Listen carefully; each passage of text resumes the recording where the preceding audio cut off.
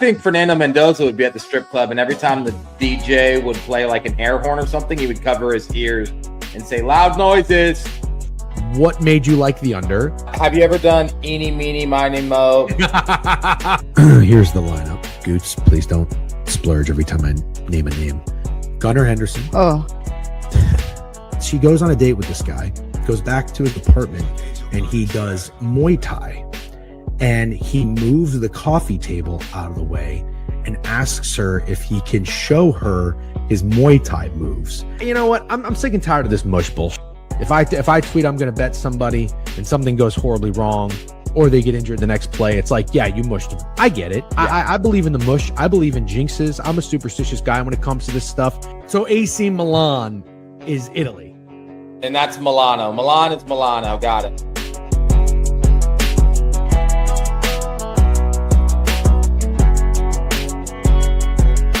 Yeah, check 1 2. Good morning and happy Monday to the followers out there. How are we doing, Steak? It's good to see you.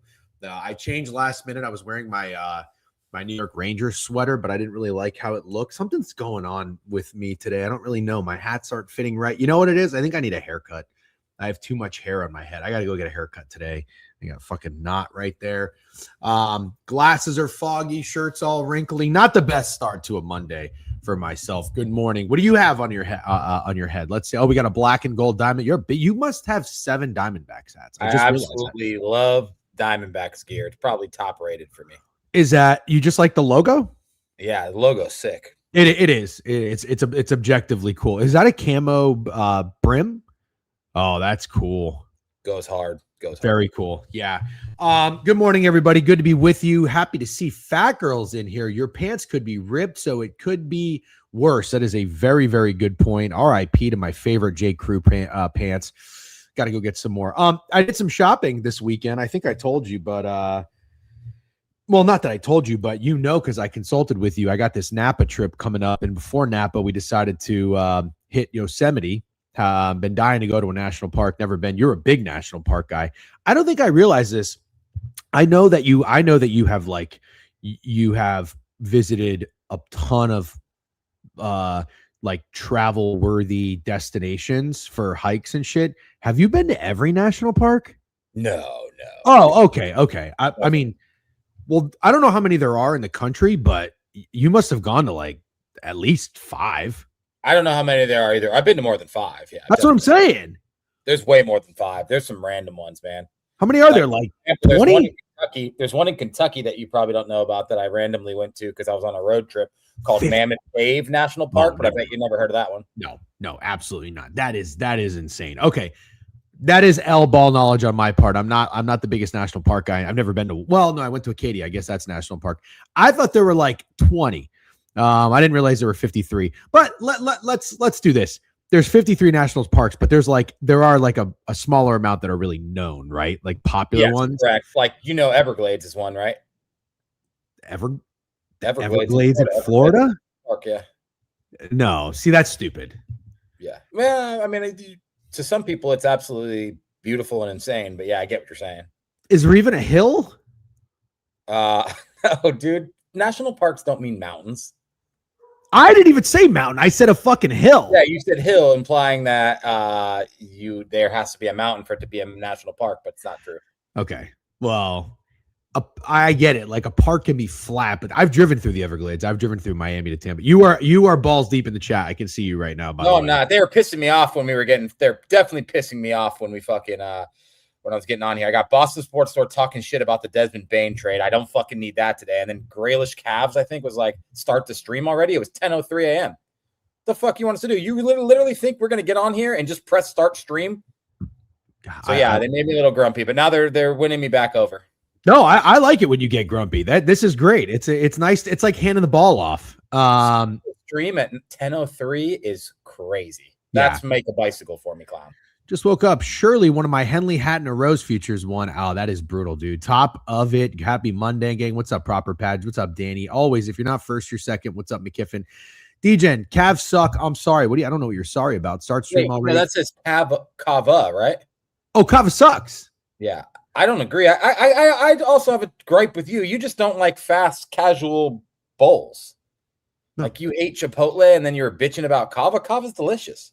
No, you're not listening. Kava's gone downhill. And God, you love saying that about fast casual bowl places. Well, Jake, that's the reality of the world. When you start getting bigger, you mass produce, the quality goes down. This is a real thing. Kava has gone downhill. Did you just government me? Oh yeah, sorry. I meant to say. Well, we're talking about like a real world thing. Sorry. Yeah, the same thing happened to Sweet Green. The same thing happened to Subway. It just happens. I'm not happy about it. I loved Kava. I talked about Kava so much, people would bitch at me on Twitter, be like, "Oh, bro loves to talk about spending $20 for lunch. We get it, bro. We get it." I'm like, dude, I'm not fucking flexing that I'm having Kava for lunch because it's expensive. It's just, I go search Kava on my Twitter. I must have like 10 tweets about pro Kava. Like it never misses. And the bitching that I did was about the Yaxel Bowl, dude. Yeah, no, the bitching about the Yaxel Bowl was warranted. And obviously I saw other people talking about it, saying it's crazy that it was $25. Pretty bad bowl. I don't know. Maybe it's just the Kava by me. It still absolutely slaps. It's delicious. Yeah, but it's also Kava for you is you're a little newer to the Kava game. Yeah, I probably am. So maybe have you considered that you're just sick of eating it? Yeah, but the difference is like, I don't get it every day. There was a time I was getting it probably 2 to 3 times a week for maybe a couple months. That's a ton. Yeah, it's a lot. Yeah, you're right. It's a lot. But no, I think Kava's gone a little downhill. I'm not going to be a hater by any means. It's just what happens. What happens. Remember when I think I told you about this, like Shake Shack, when it opened in Orlando in Winter Park, I remember taking my parents for the first time. I took my mom and I was like fired up about it. It was so average. And I was like, man, it's just not the same. And they agreed. They all didn't like, this is delicious. And I was the only one shitting on it. They were like, this didn't really meet expectations. I was like, yeah, it's gone a little downhill. It's just what happens. It's unfortunate. Baylor greater than Paula. Oh yeah, that was a very funny tweet. TMC, good morning, gentlemen. Hope y'all have a good morning. Thanks, TMC. By the way, who was the guy? So I went to Lulu and dropped a couple units, but somebody told me that they're big aloe guys. And it stuck with me. Maybe it was TMC. Maybe it was Adams Got Picks. I need something. PC seems like an aloe guy to me. Yeah, I have a couple aloe things. I had a pair of shorts like when they first came out. It was too tight on my waist. Also, maybe that's also a way of me spinning, getting a little fat. Have 2 aloe shirts. They're very comfortable, but I always found them to be more like wear around the house, even sleep in shirts, not like workout shirts. Like Lulu is strictly workout shirts. But I need something to like hike in, and I need like a jacket, little track, not like tracksuit, but you know what I'm talking about. Went to aloe, got a very comfortable pair of shorts. I'm actually wearing them right now. Can't show you. But I got it like 2 like jackets too. Aloe, very, very, very solid. Thank you for whoever mentioned that, because I don't really go there. I just go to Lulu. How did you guys get into StreamYard? Trying to start my radio show right now and it's not connecting. I don't know. We Goots is the guy who started it. I don't know if StreamYard's having an issue. Renee Alvarado, Corpus Hell today just got selected as a juror. Oh, that's never fun. I had that happen to me one time. I walked in that and I immediately was excused. I felt a little bit like profiling. Yeah. Hey, did you watch the DTF STL finale? Sure did. So good. I think that's a really good show. You and I took different paths on this show. I think it got annoyingly weird. Like it did a little too much. Really? Damn, I thought it was so good. Yeah. A couple things got a little too weird. Didn't mind the ending, a little bit of a twist. You kind of saw it coming about 2 episodes ago, I think, is when I mentioned it. If that makes sense, of like who did it, Yeah. Yes. But what did Joey Dumb say? I liked it. Great ending. Yeah, little not my favorite. Bro, stop. So somebody said went to Lulu and dropped a couple units. Sounded like a Drake song. Read this. Steak so bald they called him Kalu. Caillou, you don't know who Caillou is, dude? No. Oh my God, he's like a cartoon kid that's bald. Who is it? Little bald cartoon kid. Dude, oh, that's so funny. I'm sad you don't know who that is. Is that a bar? That's a bar. Oh yeah. No one did it. It was trash. Snacks, are you talking about the finale? I don't think it was trash. It just started really well and kind of a meh ending to me. You don't know. No. Nope. Never seen Caillou, dude? No. Caillou? No.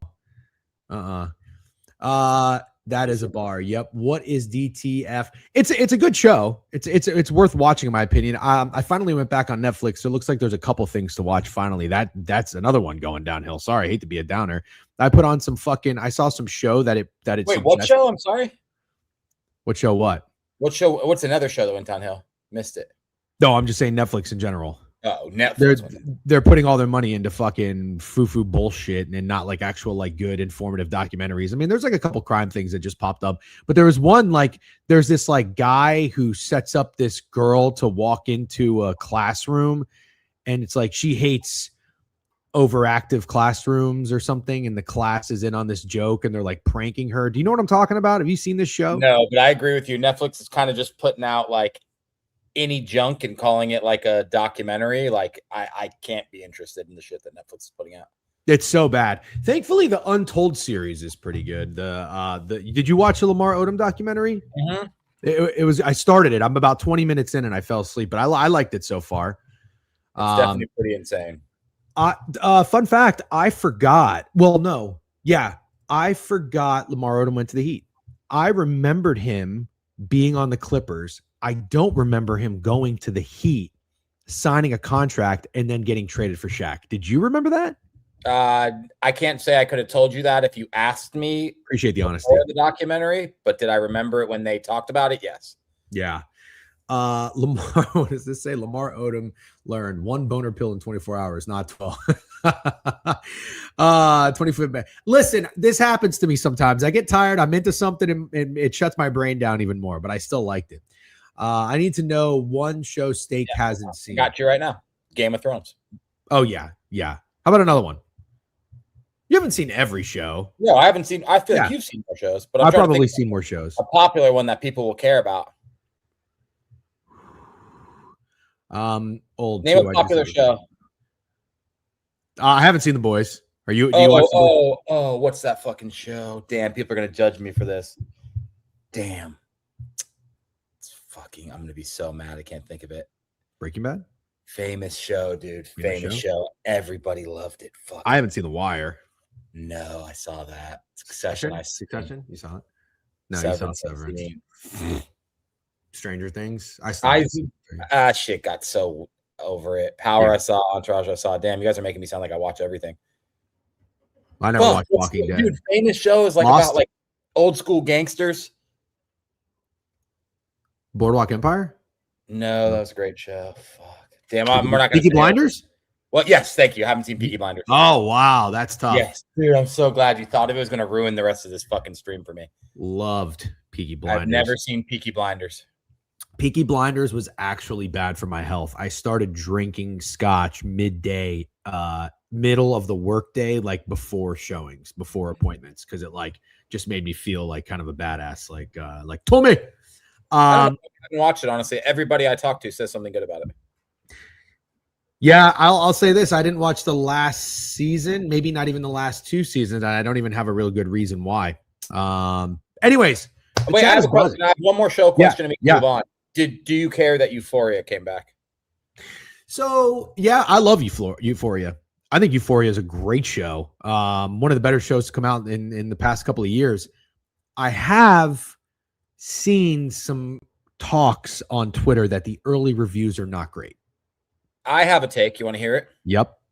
I think 6 years or however long it's been is too long for a show for me to care. Fair. Like, I agree with you. It's a pretty good show. Maybe you could argue it got a little weird, but it was a good show. Put Sydney Sweeney on the map before whatever she is now, which I'll be honest, kind of annoying. But 6 years, you want me to care about a show like I cared about it back then? There's just no way I can do that. There's no way. Like, I saw it starting. My wife is excited. I'm not going to lie. And then I did see some of the highlights with Sydney Sweeney. I don't want to sound gat, but I feel a little bit like they're Sydney Sweeneying us to death. Yeah, they're doing a little too much. Like, if those clips that I saw are real and not AI for like jump roping and stuff, it's like, okay, come on. Like, you're trying to just lure us in to watch the show with Sydney Sweeney. Like, let's not make it so obvious. Phil said it got weird. That's kind of the point. I think it gets weird, but also there's a lot of like realness to that weird stuff in that scene, in that like era of high school in your life and everything. But I thought it was a brilliant show in terms of casting. Casting to me is so important. The casting was brilliant. That also put Jacob Elordi on the map, I think. Zendaya was already kind of popular. The acting, the casting, the writing, but the cinematography and the soundtrack. The songs fucking rocked. There's a couple, there's like somebody who came out of that who crushed it. I don't know if it was, no, not Adam Troutman, the guy that's on the new Kanye song. There's somebody that did really, really well off of that. You just put your hands in your face. Were you about to say something? Because I just thought of another crazy thing. Sorry, it's been a long weekend. Have you heard about this chick? She's a 28-year-old school teacher. And the reason I thought of this is because people say like the euphoria shit's not real. And then you realize like this stuff is happening in real life. Oh, yeah. So she's a 28-year-old school teacher and she was banging her student who was 16. And he was like the quarterback of the football team. And then it turned out that that kid had also banged his teacher who was like 47. And they released like thousands and thousands of text messages. So if you go on TikTok, there's people just reading the transcripts. I'm sorry, but if you start looking into this, you will go down a deep rabbit hole of just not even believing this stuff is real. Also, the sister, the teacher is the sister of a famous TikToker. He's so famous. I think he has like something like 30 million TikTok followers or something. Like he's legitimately TikTok famous. He's her little brother. It's really, really bad. It's so bad, man. Like she says things like, I'll pay you $5 per compliment. And then this 16-year-old kid uses like Chat GPT to write back like 6 compliments to get some money.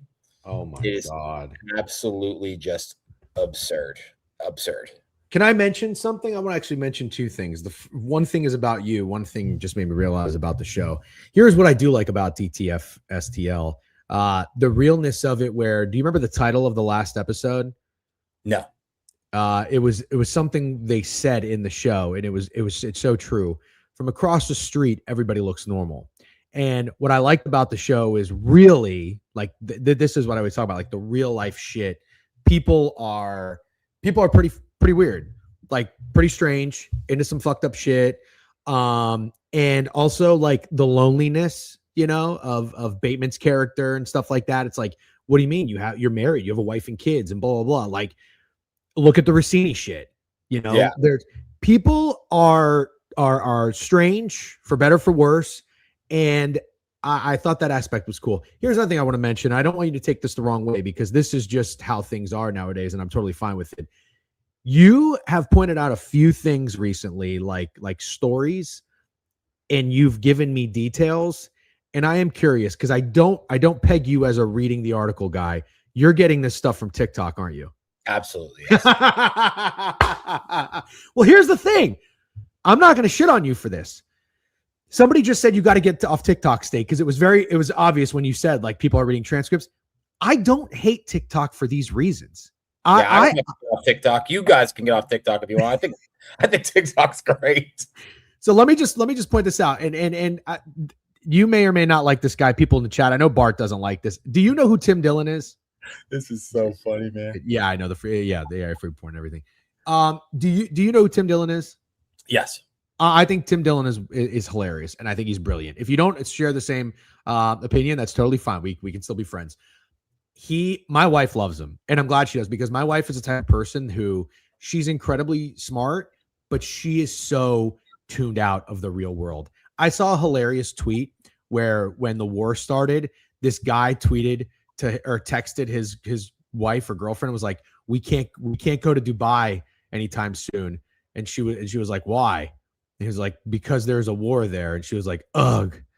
And it was just like, man, you just don't pay attention to anything. That's kind of how my wife is. She gets her news, like, not like she really takes it and like runs it and acts like she knows about it or talks about it, you know, at work stuff, but like what's going on in the world, she gets from a Tim Dillon podcast, which is great. Greg kind of does the same thing. Yeah. Greg doesn't necessarily read the news. He's big on Twitter. He listens to a lot of podcasts. If you're getting your shit from fucking YouTube or TikTok and stuff, that's all fine. Obviously, the AI fruit videos is a separate conversation, but I really don't mind it because like people can be really good, I don't know, journalists, right? Like people can be good journalists. So I think that's fascinating though. But I can tell when you give details, you're very locked in, and you take in the information.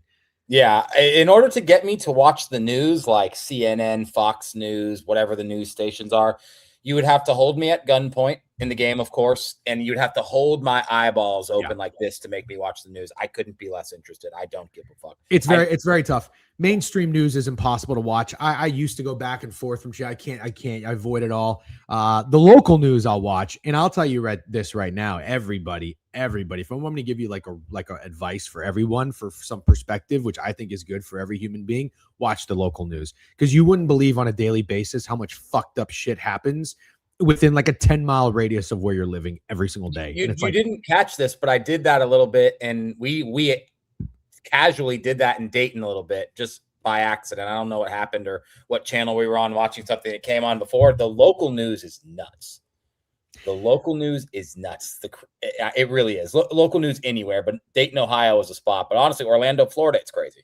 But this is what I'm saying, though. You can look at it as why would I depress myself, because it is depressing. But let me tell you why it's not depressing. And this doesn't have to be a whole life lesson, and I'm not a therapist.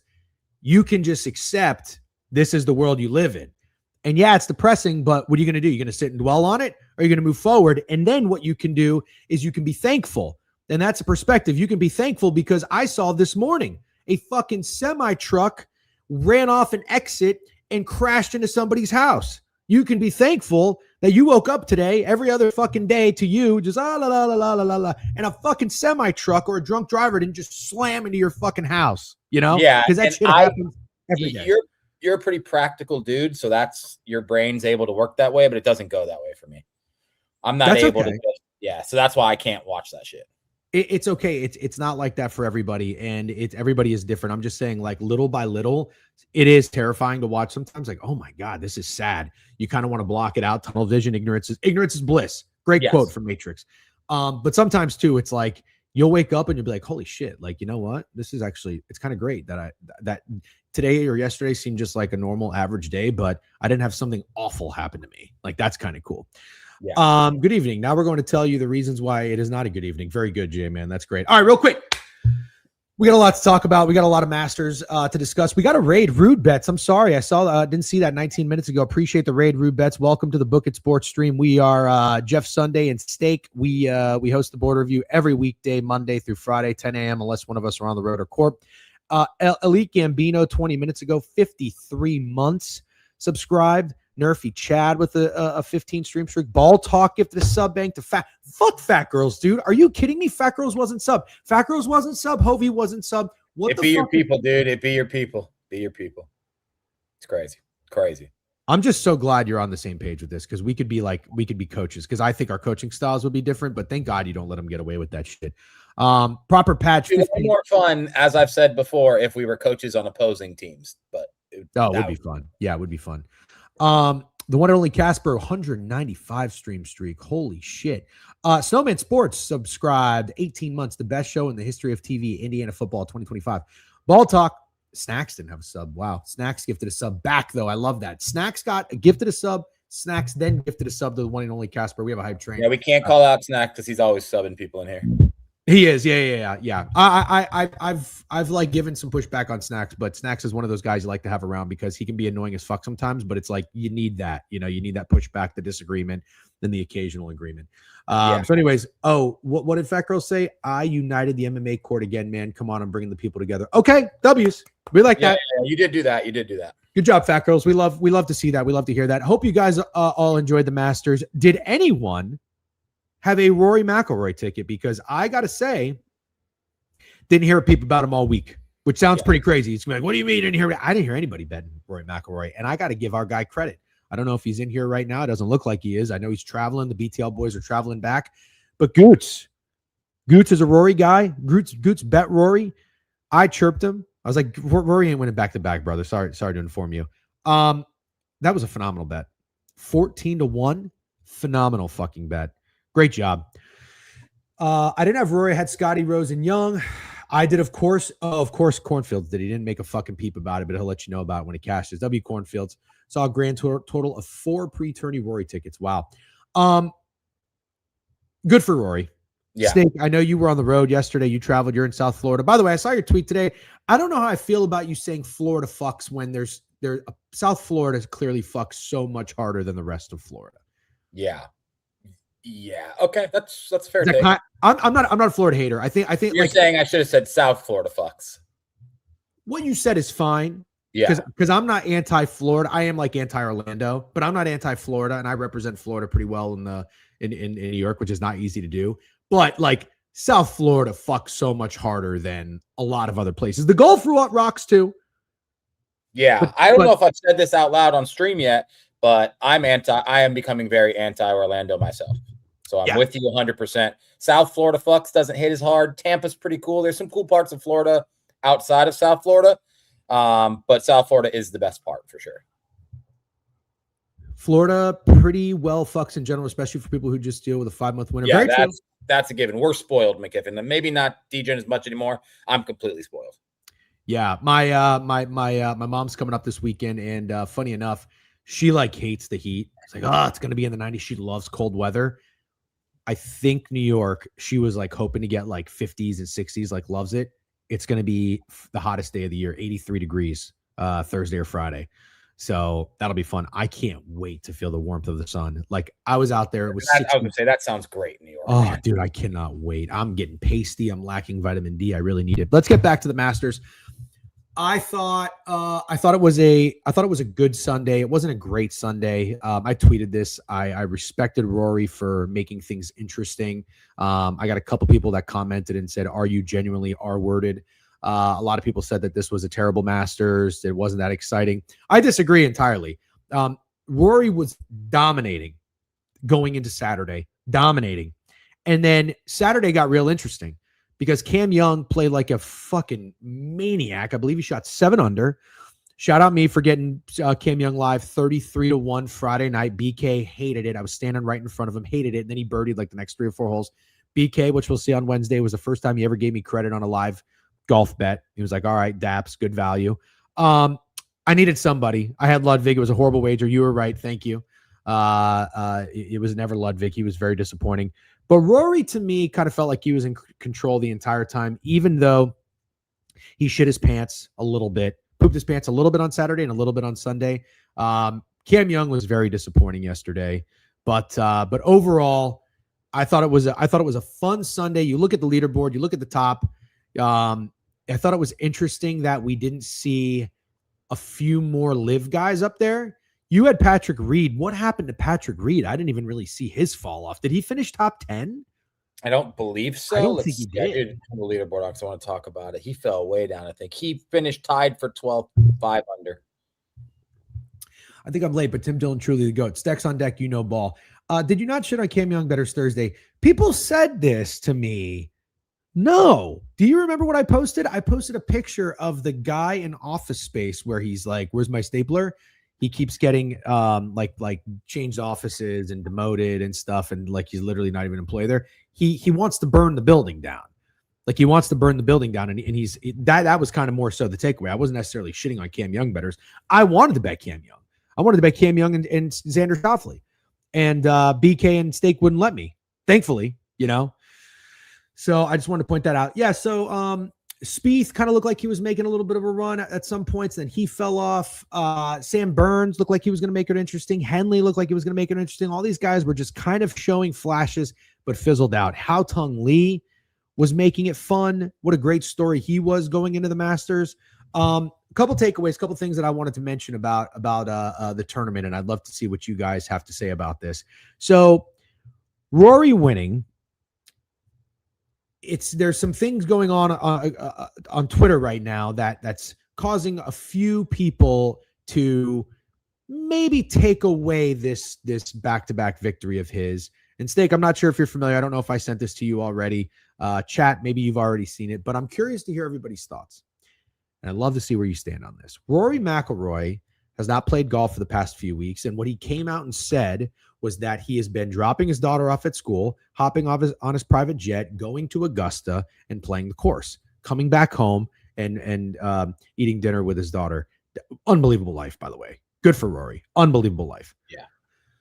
you can do this. From what I understand, you can do this. If you win the Masters, you can go play the course anytime you want. That is what I understand. So I initially thought this is weird because the PGA Tour, there is a tournament every weekend. And if there is a tournament or a weekend that a guy wants to take off because it's a limp dick, slap dick event and the next one's big and he just wants to focus and prepare for it, sure. But what I think is, okay, you're going to maybe go to the range. You're going to play your local course. You're going to fucking work out, stretch, go to yoga, get massages. You know what I mean?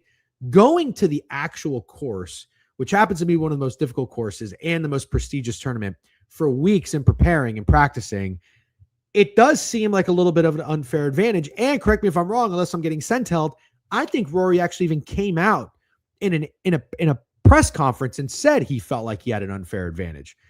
Which if that, it's very honest. I love that. Yeah, I love that. But I am curious if anybody thinks that takes away a little bit from this victory of his. I initially was kind of like, oh, that's a little unfair, to then kind of coming down very quickly on this and being like, actually, no, fuck it. I think I'm totally fine with it. What do you think? Did he do anything against the rules? He did not do anything against the rules. So he just took advantage of a perk from being a Masters winner? That's correct. Okay. Then having any problem with this, I love to throw this term around when it's necessary, is the definition of loser talk. Yep. Shut the fuck up and win the Masters then. And if you do, and then you take advantage of the perk that comes along with winning the Masters, and then it helps you win your second Masters, somebody has a fucking problem with that, you're a loser. That's just the truth. You're a loser if you have a problem with that. He just won back-to-back Masters. You're telling me some other golfer wouldn't do the same exact thing if the opportunity was presented to them?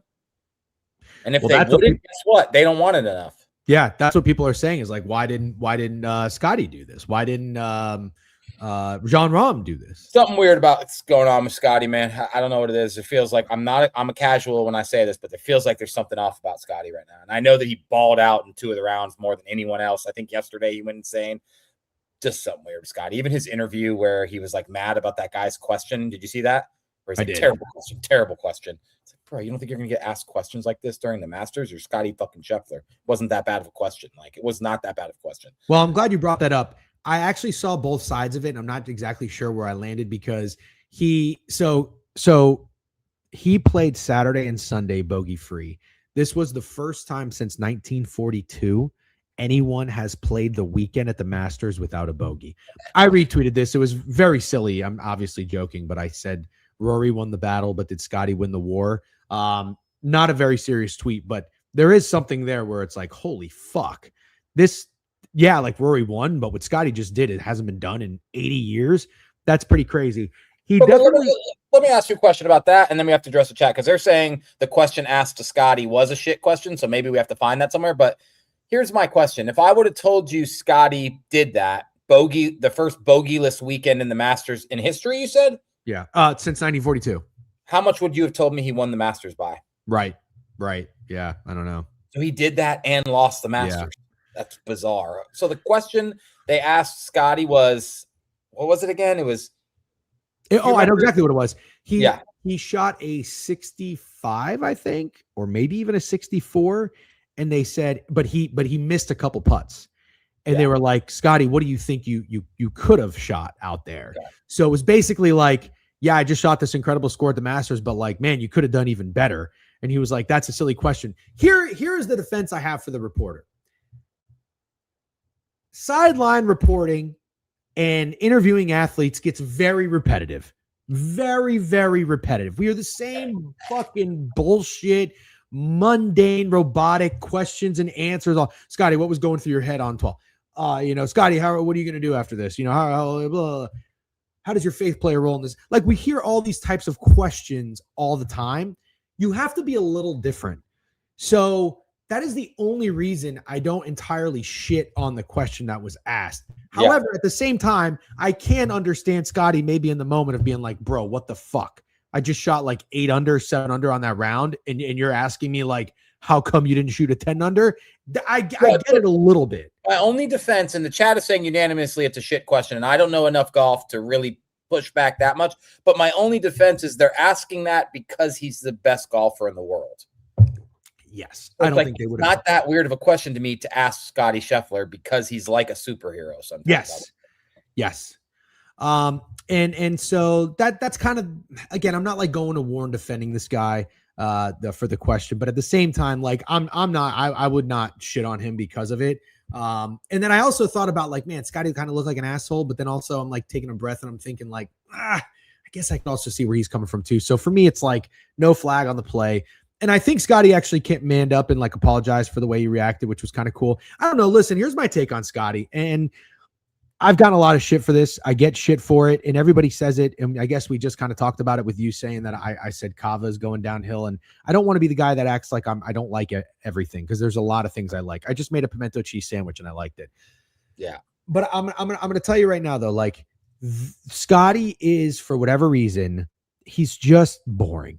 He's just boring. He looks boring. He acts boring. He talks boring.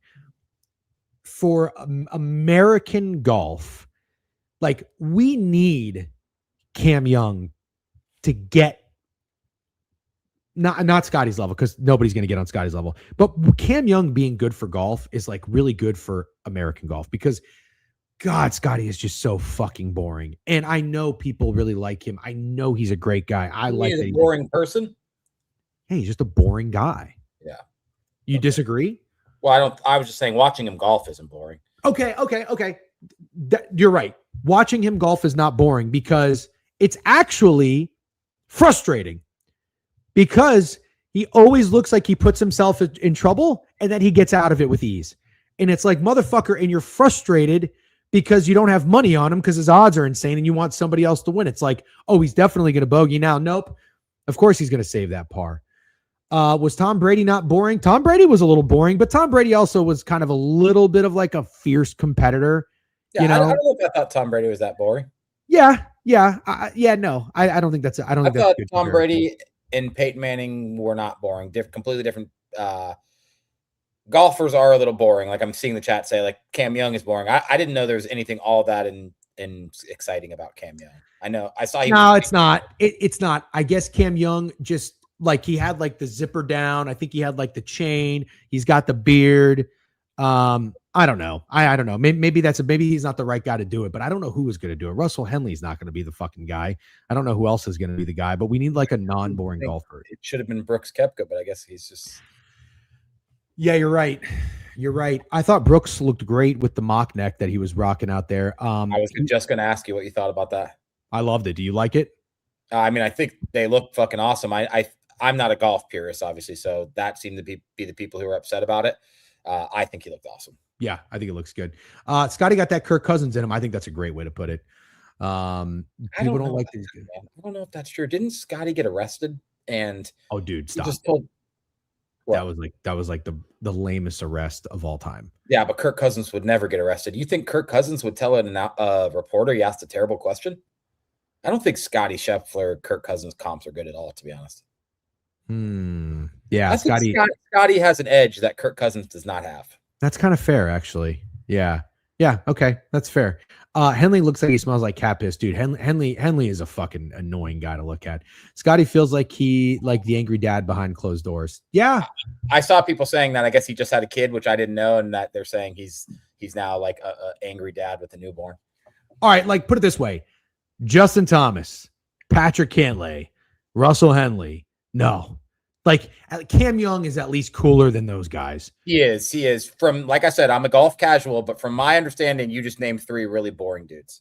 Yeah, that's fair. No one's going to talk about it, but Haotong Lee searching for his ball for 20 minutes, using 10 strokes on a par 3, ruining Scotty's mojo, and he still lost by 1. Yeah, that was tough. That was very, very tough. That was really tough. What exactly happened? Obviously, I saw all the memes and stuff, but I missed it. Him in the fucking bushes. What happened? I don't know. Because, and we're not the guys to talk about this, but people are talking about this. The coverage of the Masters was not great from CBS. I fucking said that twice on 2 different streams. It was not good. It was hard to watch, and then once you finally got to the weekend where it was just CBS, no, it felt like you were watching nonsense a lot of the times. And they're like, "Oh, he just drilled that birdie putt." You're like, Why didn't I see the birdie putt that he drilled? I'm fucking confused. Yeah, but the things you were bitching about on Thursday and Friday were just standard stuff. That like where to watch. I know, but then it carried over. But then it kind of carried over to not being the best broadcast. The actual coverage of watching the shots and where the ball was, it was like it was Rory and Cam Young's shot. I forget which hole it was on, but you couldn't see where it landed. Yeah. And they didn't show Hao Tung Lee at all when he shot a fucking 10, which was crazy. They just like would come back to it and tell you that it happened. It's like, what? It was good to see Brooks up there. How about Colin Morikawa? Morikawa, dude. If he didn't double bogey the par 5 in the front 9, I think he probably would have tied. I mean, let's just say, well, no, that would have been 2 strokes. I think he finished 9 under, so he would have finished 11 under. But let's just say he would have done what golfers should do and birdie the par 5. This motherfucker would have been in a playoff with Colin Morikawa. I tweeted about this, but it's a lesson in FUD. Fear, uncertainty, and oh God, I forgot the D. Distraction, I think. When everyone's telling you don't bet, when everyone's telling you bet Colin Morikawa, he's gonna fucking do some shit that everybody's gonna lose. When everybody's telling you don't bet Morikawa, he's gonna finish top 5. That's just how things. That's how the world works sometimes. Doubt. There you go. Doubt. Thank you. My brother goes to Auburn and plays in front of Koiven and other golf guys in Koiven's Glaze. My brother's. I don't know what the fuck you're talking about. Flowers need to be given to Morikawa. They sure do. Yeah, they sure do. But yeah, good for Rory. I thought it was fun that it got a little interesting. Justin Rose, I really like Justin Rose. I have a little gripe with Biev that I wanted to point out with Biev's antics. If he's watching, I don't know. It blows my mind that Biev doesn't listen to our show. I know he's kind of busy, but also like you can't throw an AirPod in and listen to two guys you're buddies with talk about sports. If you bet on Justin Rose, which was a fantastic bet, I was rooting for Justin Rose. I didn't have $1 on him. I was rooting for Biev. Biev's bitching has to have a line. Your bitching has to have a line. It just does. If you want to call Patrick Reed and call John Rahm a fat fuck and Bryson a big meathead or whatever, fine. You know what I mean? Like everybody's going to do that. You want to do that, go ahead. But Justin Rose is the fucking man.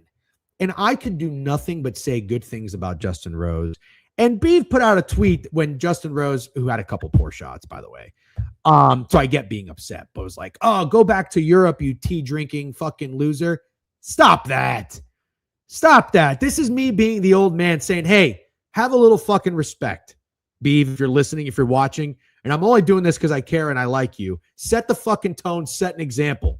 All right? Lead by example. Have a little respect. Justin Rose is out there grinding his fucking dick off, being the man, giving Rory everything he can fucking handle.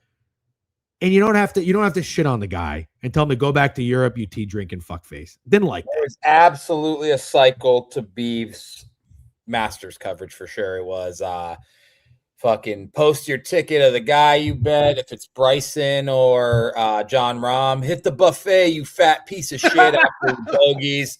And if it's fucking Justin Rose, it's go fucking drink tea, you English piece of shit. And then that was pretty much it. Just a cycle of bitching and calling the guy slurs after he bogeys for sure. Yeah. Listen, I want to make this very clear. Whether Biev is watching or not, we are Biev guys. We've been Biev guys for a long time. And I would say this to you. I would say it to Greg. I would say it to anybody. That you got to have a little class, and the bitching has to have a line. You can bitch, you can moan, you can reverse jinx all you want. But shitting on Justin Rose after the way he played golf this weekend was unacceptable to me because all I could do was glaze the guy. And again, without even having $1 on him, I would have loved for him to win, and I would have lost all my wagers. I didn't really want Rory to win, but also I was at peace with it. Because Rahm and Bryson deserve the chirps. Yeah. Rahm was awful. I think he got to 6 over. He fought his way back. But man, he is just God. I don't know what's going on with Rahm. He's a frustrating guy for sure. Yeah. Anyways, that's any other Masters questions for people? I don't understand Crutch's question, so you might have to answer that one. Okay. Can I ask if it's a bad beat to lose winning score under 275.5, 14 or better when the leader enters Saturday at -11 and the world number 1 shot a bogey free 11 on Saturday and Sunday?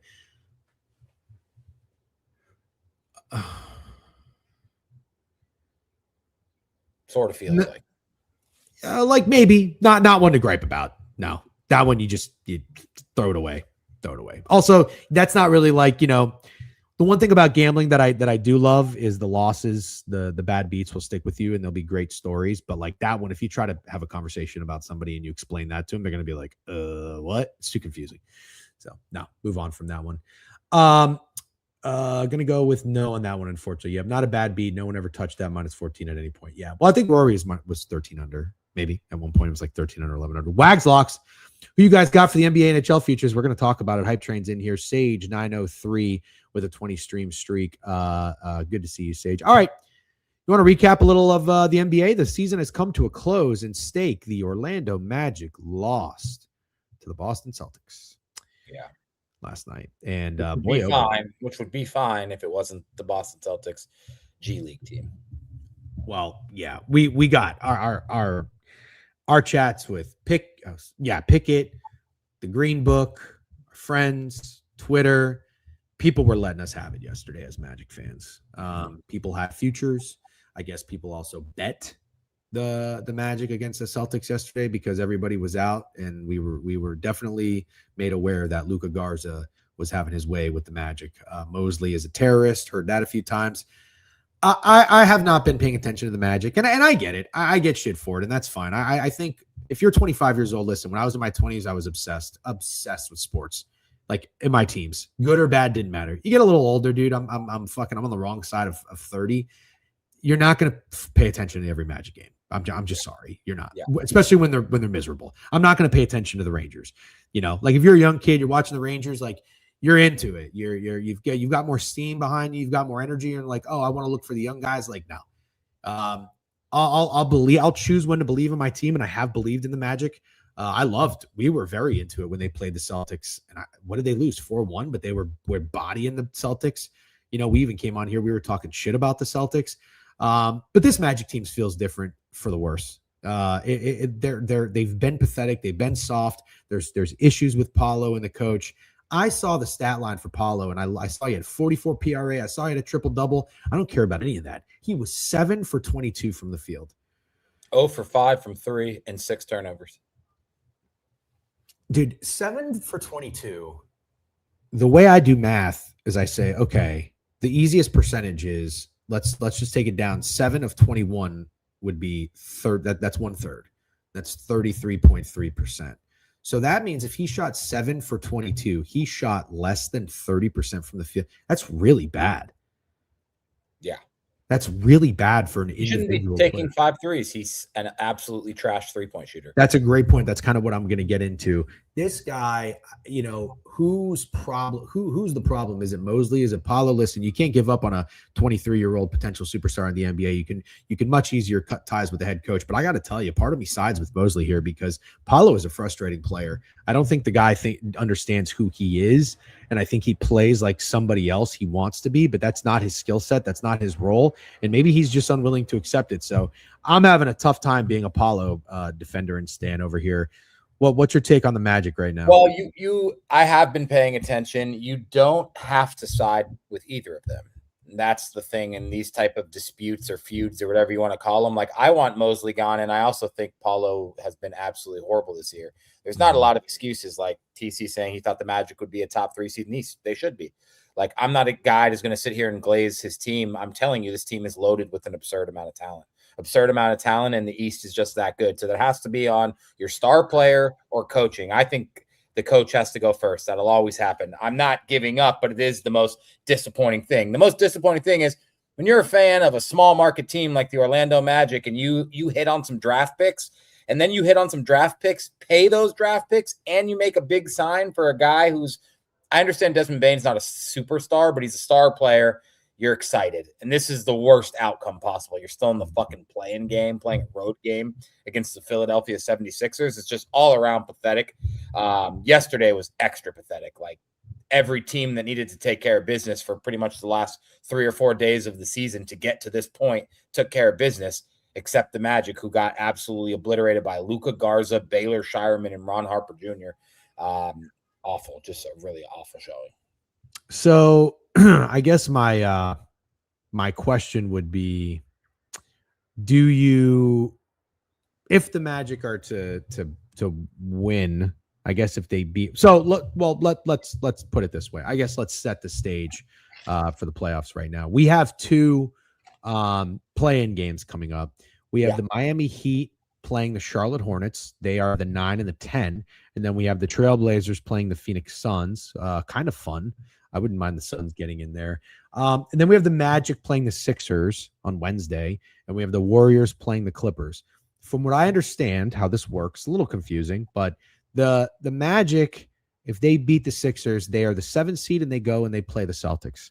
Correct. If they lose, they then play the winner of the Heat and the Hornets. Correct. And the winner of the Heat and the Hornet, or winner of that game and the Magic would play the Pistons. Is that correct? Yeah, okay. Exactly correct. Do the Magic have a chance against either team? No, I don't think so. Not this Magic team. Like, do I think you're hyped if you're Detroit or Boston to play a team with that much talent? No, not in the first round. But do I think they have a chance against either? No, genuinely no. Okay. Question. Maybe I'm in the minority, but this play-in shit is incredibly lame. Do you like the play-in? I'm like thinking, do we really need the Miami Heat with a chance to get the 8th seed again? Incredibly lame. I don't think I'd go that far, but do I love it? Not really. Yeah. I don't know. I don't even know what to think about the NBA, honestly. That the end of the season was such a drag. Like, and I'm not going to sit here and bitch on it. It's beating a dead horse. We're here in the playoffs. I'm going to try to be positive, and I'm going to try to be into it.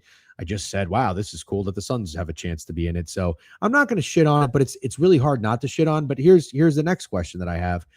As Orlando Magic fans, again, like, you pick and choose when you want to believe in your team.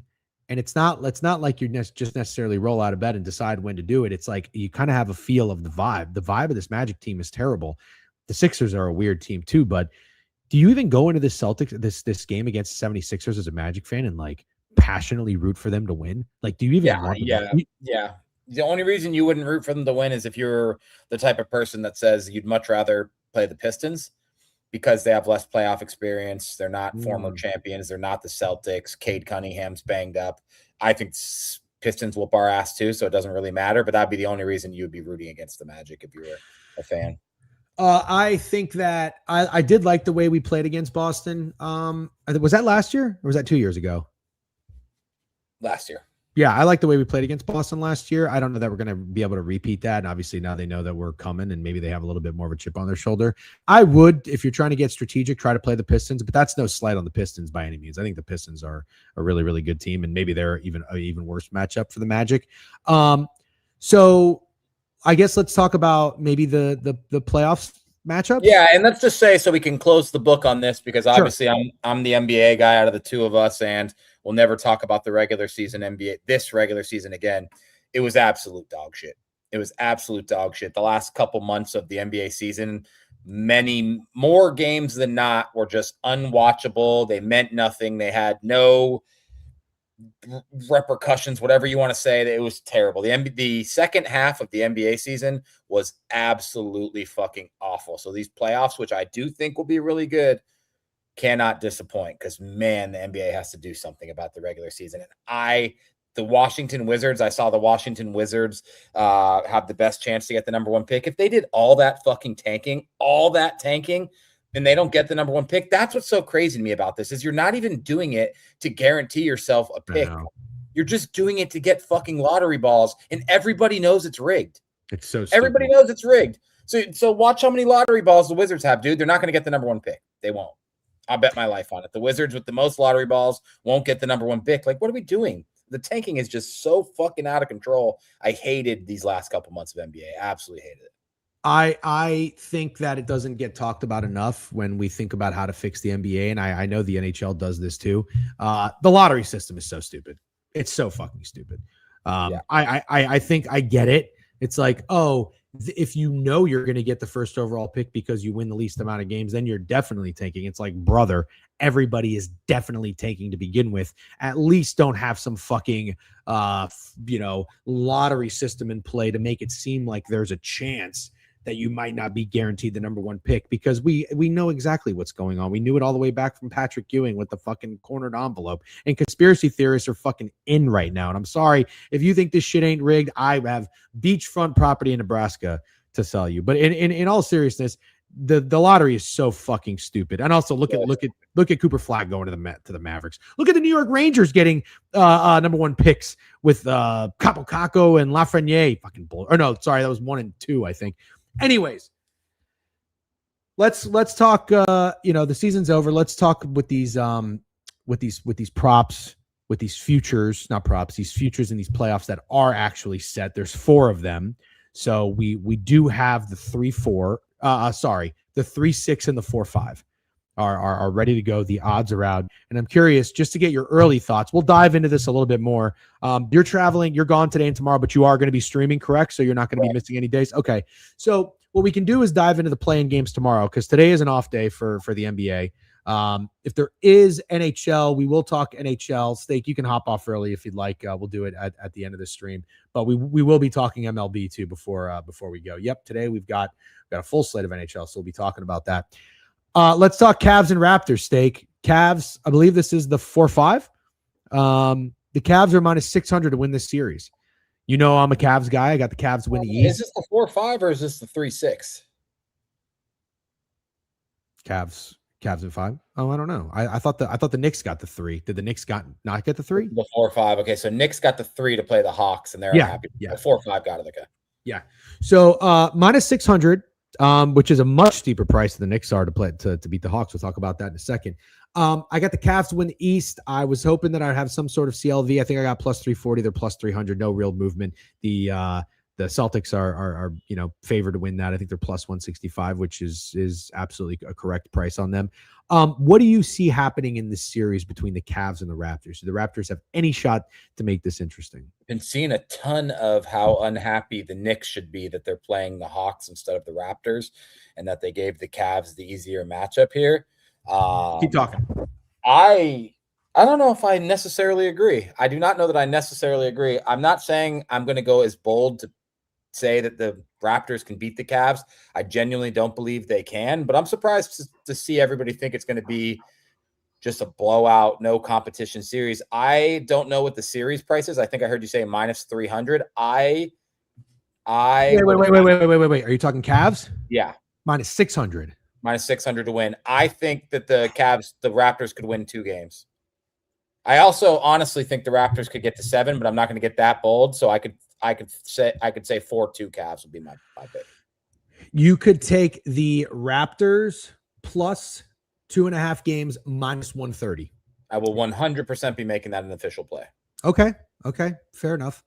I am curious, just from a ball knower's perspective, what do you think the matchup's going to be like? How will the Raptors have success? Is everybody healthy? That's a big thing. I think everybody's healthy, but that's a very good question. I guess I'm trying to think of anybody on the Raptors that has playoff experience. But then all the playoff experience is bad. That's the truth. Is like the Cavs were dog shit last year. They had James Harden, who's known for being a perennial playoff choker. I'm struggling though with who in the Raptors has any playoff experience. They might have legitimately none. Well, they have RJ Barrett. They have Emmanuel Quickly still. Well, RJ Barrett had a little bit with the Knicks, I guess. Yeah. They have Scotty Barnes. Who is their big guy? Podol. Jakob Podol. They got Brandon Ingram. That's right. But I don't know. Does Ingram have any playoff experience? I think the Pelicans made it 1 year and got that's not enough. Yeah, that's the concern. But I guess we're going to go to the Hawks, and I'm not, unless I'm missing someone, I'm not sure the Hawks have a ton either. Yeah. Look, I mean, I know everybody's out on James Harden in the playoffs. I get it. I don't think James Harden needs to have a massive role. I really don't. I think no, I don't, man. I think Donovan Mitchell is a fucking I think he is a bad mamma jamma. There's that term for you. Donovan Mitchell is a bad mamma jamma. I think he's got a pretty good track record in the playoffs. I could be wrong. I think Mobley and Jarrett are dogs. And who's the 3 on the Cavs starting lineup? That's a very not Dean Wade. He comes off the bench. Not Karis LeVert, right? No, what's that dude's name? No, he was with Jared Allen on the Nets. Yeah. Who's the 3? Jalen Tyson. Does Jalen Tyson start though? I don't know. Hit me Neutron. Oh, Max Strus and Sam Merrill. Is Max Strus back? I'm looking for an injury report. So it says Dean Wade's out. It's about they're going to need him. He's because they had DeAndre Hunter last year, didn't they? They made a move for DeAndre Hunter, and he's no longer there. Yeah, and the Cavs seem fairly healthy though. Emmanuel quickly as a game time decision. It says every NBA team should be fairly healthy because all the fucking players didn't play in the regular season. That's not true though. The Cavs have been playing. Okay. Tyson, Merrill, Strus, all interchangeable at 3. Yeah. Don't have playoff experience, but they are kind of deep. J&J and Twitter, are you talking about the Raptors? Hunter's in Sacramento. That's too bad. I really like DeAndre Hunter. Team to go undefeated at home this series. Cav, yes. Plus 100. Interesting. I don't hate that. Yeah, I don't hate that bet. 100. Holy shit. I respect the Raptors. I am concerned about the lack of playoff experience. As I was talking about it, saying it out loud, I'm a little bit concerned as well. I still think they can get 2 games. Yeah, I think they will get 2 games. I think there's going to be a game in this series that the Cavs win by like 28. And I can't. Do you think it's going to be the first one? They're minus 7.5. It could be. It could be. Yeah. Well, I'll tell you this. I know exactly what's going to happen. I love to do this. A little Mona Lisa. Who's ready for the Mona Lisa? If the Cavs drop a game, because let's not forget, like every sleeper team, even though you're plus 425 to win the series, you can win 1 game. They could steal game 1. These teams are feeling each other out. If this series goes 1-1 in the first 2 games in Cleveland, the Cavs are going to smash them in game 3. That's what's going to happen. You know why? Because inexperienced teams, you think that they get the home court advantage, a lot of pressure. Those lights are brighter in the playoffs. Yeah, you're going to have fucking Drake sitting there. Yeah, you are. Yep. You're going to have Drake sitting there with his fucking big ass sweater and sweatpants and owl on it. All right, let's go to the next one. The Knicks are minus 290 to beat the Atlanta Hawks. The Hawks have been red hot. I think what did they end up with? Did they win like 17 of 18 games, or am I tripping? They were red hot. Yeah, they were. Jalen Johnson is insane. Did they cool off? I don't really think so. Okay. So you could get this series if you wanted to get the Atlanta Hawks plus 1.5 to go 7 is minus 105. Plus 2.5 games is minus 220. So if people do think that this is going to be a 6-game series, that is what you're playing. If you think the Knicks are going to make light work of the Hawks, do I have a line for you? Knicks minus 2.5 games, plus 170. I'll tell you right now, I don't really hate that. The Hawks could be a team that peaked too early, and talk about inexperience. They got some really, really good young pieces, but who's on this Hawks roster? Talk to me about who's on this team. Dyson Daniels, Jalen Johnson, Who? Nickeil Alexander-Walker. Oh, I do like him. Him. They got a squad. I don't know if Kuminga's playing. They have McCollum. Yeah, they do. Oh my God. They do have CJ McCollum. I do like Oh shit, dude. I got some guys. Yeah, like for example, TC said the Knicks have the 2 best players in the series. I don't know that I agree. I think the best player in the series is Jalen Brunson, and the second best player in the series is Jalen Johnson. Someone just said you don't need experience to beat Cat. Kind of has a point. Dude. You know the thing about the Knicks? Here's what I'll tell you about the Knicks. The Knicks were a very, very frustrating team. I think I had them last year to win the series against the Pistons, and the Pistons took them to the brink. Didn't they? Wasn't that a 7-game series? Or I don't think it was a 7-game series. I think it might, if I'm not mistaken, it was 6. But I mean, they really did. They took them as far as I think they were tough in that series for sure. Now, the problem was a couple of problems actually, now that I think about it. You had Thibodeau running everybody into the ground the entire season, so the Knicks would also run out of gas. This is a little bit different this year with their head coach. Who did they end up hiring? I forget. Not Mike Woodson, right? Who the fuck they hired? The Knicks? Yeah, who do they hire as their head coach? I hate this question. We've done this before. I forget who's Mike Brown. Mike Brown, that's what I meant. Yeah, it was close. We've called him Mike Woodson, I think, over 5 or 6 times. Yeah, That is exactly who I was thinking of. I just said Mike Woodson. Mike Woodson is totally not Mike Brown. Mike Woodson's got the fucking goatee. Anyways, Mike Brown maybe didn't play them as much. I don't know. I didn't follow the Knicks. But you got to think, okay, this is what you made the coaching change for. You got to make a run in the playoffs. And here's the other thing I wanted to point out. And tell me if I'm wrong. This could be L ball knower or it could be W ball knower. I kind of like the Knicks' moves to the depth that they added. Landry Shamet is not terrible. He's not. You don't really look convinced, but hold on. Didn't they get Jose Alvarado, the dog from the Pelicans? Uh-huh. Gritty player. I kind of like those guys coming off the bench. And I like Mitchell Robinson's stake. They use him. Yeah, I like Mitchell Robinson too. I'm not a huge fan of the fact that he's a complete liability at the foul line. And it felt like a lot of teams are exposing that more in the playoffs. But I'm a huge fan of Mitchell Robinson. There's nothing bad to say about him as a guy who comes off the bench. Energy guy. This feels a lot like the year not a single person has any interest in backing the Knicks. Am I crazy? No, you're not crazy. Every year before this, with this roster, at least, it feels like the year they're excited. No one feels excited to me about the New York Knicks this year. Yeah. I love Graylish Cavs coming in here and just telling everybody the sky is blue. No fucking shit. You need me to turn the game up? How many times do I got to say I watch fucking basketball? Holy shit. How do these people go out of their way to actually type these? Jeff, bro, you really don't watch ball. See, how many times do I got to say it? Cavs is on our ass today. God, dude, I'll tell you, sometimes motherfuckers just be acting strange. They acting goofy. That's right. They acted fucking goofy. Graylish Cavs. Why are you acting goofy? Motherfucker comes in here and just starts chirping. You just start chirping people. Why don't you find some fucking things in life that make you happy? Go outside, get some sun. Walk around. That's what Biev needed this weekend. Go for a fucking walk. Motherfuckers act goofy. You want balls? No fucking shit. No shit. Dumb fuck. God damn. God. Motherfucker. You hit him with the scuba, dude. You hit him with the I scuba. just can't stand. I can't If stand the ever obvious. a time that you got to do exactly what you just did, it was if a person is telling you don't watch basketball when you've been saying for literally the entirety of the season that you don't watch any basketball. Listen, man, I'm never. You know what that's like? That's like dunking on someone on the wrong hoop. That's what that's like. That's what Graylish Cavs just did. He just dunked on you, but you got 2 points. High five. That was really good. I mean, listen, I'm stupid and I say stupid things, but oh my God, I just don't know how people can listen to somebody say something 1,000 times and be like, wow, you really don't do it. They fucking think I'm just saying that to be funny. Yeah, anyway, no, you really don't. Get back to ball. I got an idea. I need a soundbite of you saying motherfuck MRFers acting goofy, and I need that for like sleep sounds.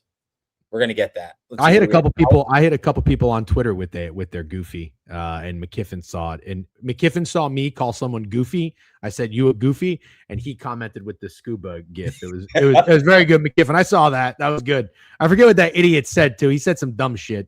I got it. I know exactly what's gonna happen here. This is a Garbatrage series. You ready for this? I only am gonna like one side of your Garbatrage, but yes, I'm ready. Okay. Hawks money line to win the series, or the Knicks minus 2.5. Yeah, Knicks minus 2.5. So that's Knicks in 5. Yeah, Knicks in 5. Yeah. Knicks in 5. I think that what people are going to want to say is that the Hawks are going to compete in the series against the Knicks and the Cavs blow them out, and I think it's going to be quite the opposite. Yeah. Yeah, that's what I think is going to happen. Also, it feels like the Knicks and Hawks play all the time. I don't know about that. I think the Hawks are going to find out quickly how different this second half of the NBA season is versus a playoff series against the New York Knicks. I think it's a little too big of an ask this year for the Hawks. They do have some dogs. I think they'll be good for years to come. I think Jalen Johnson will turn into one of the best players in the NBA. I just don't think this is the year. Yeah.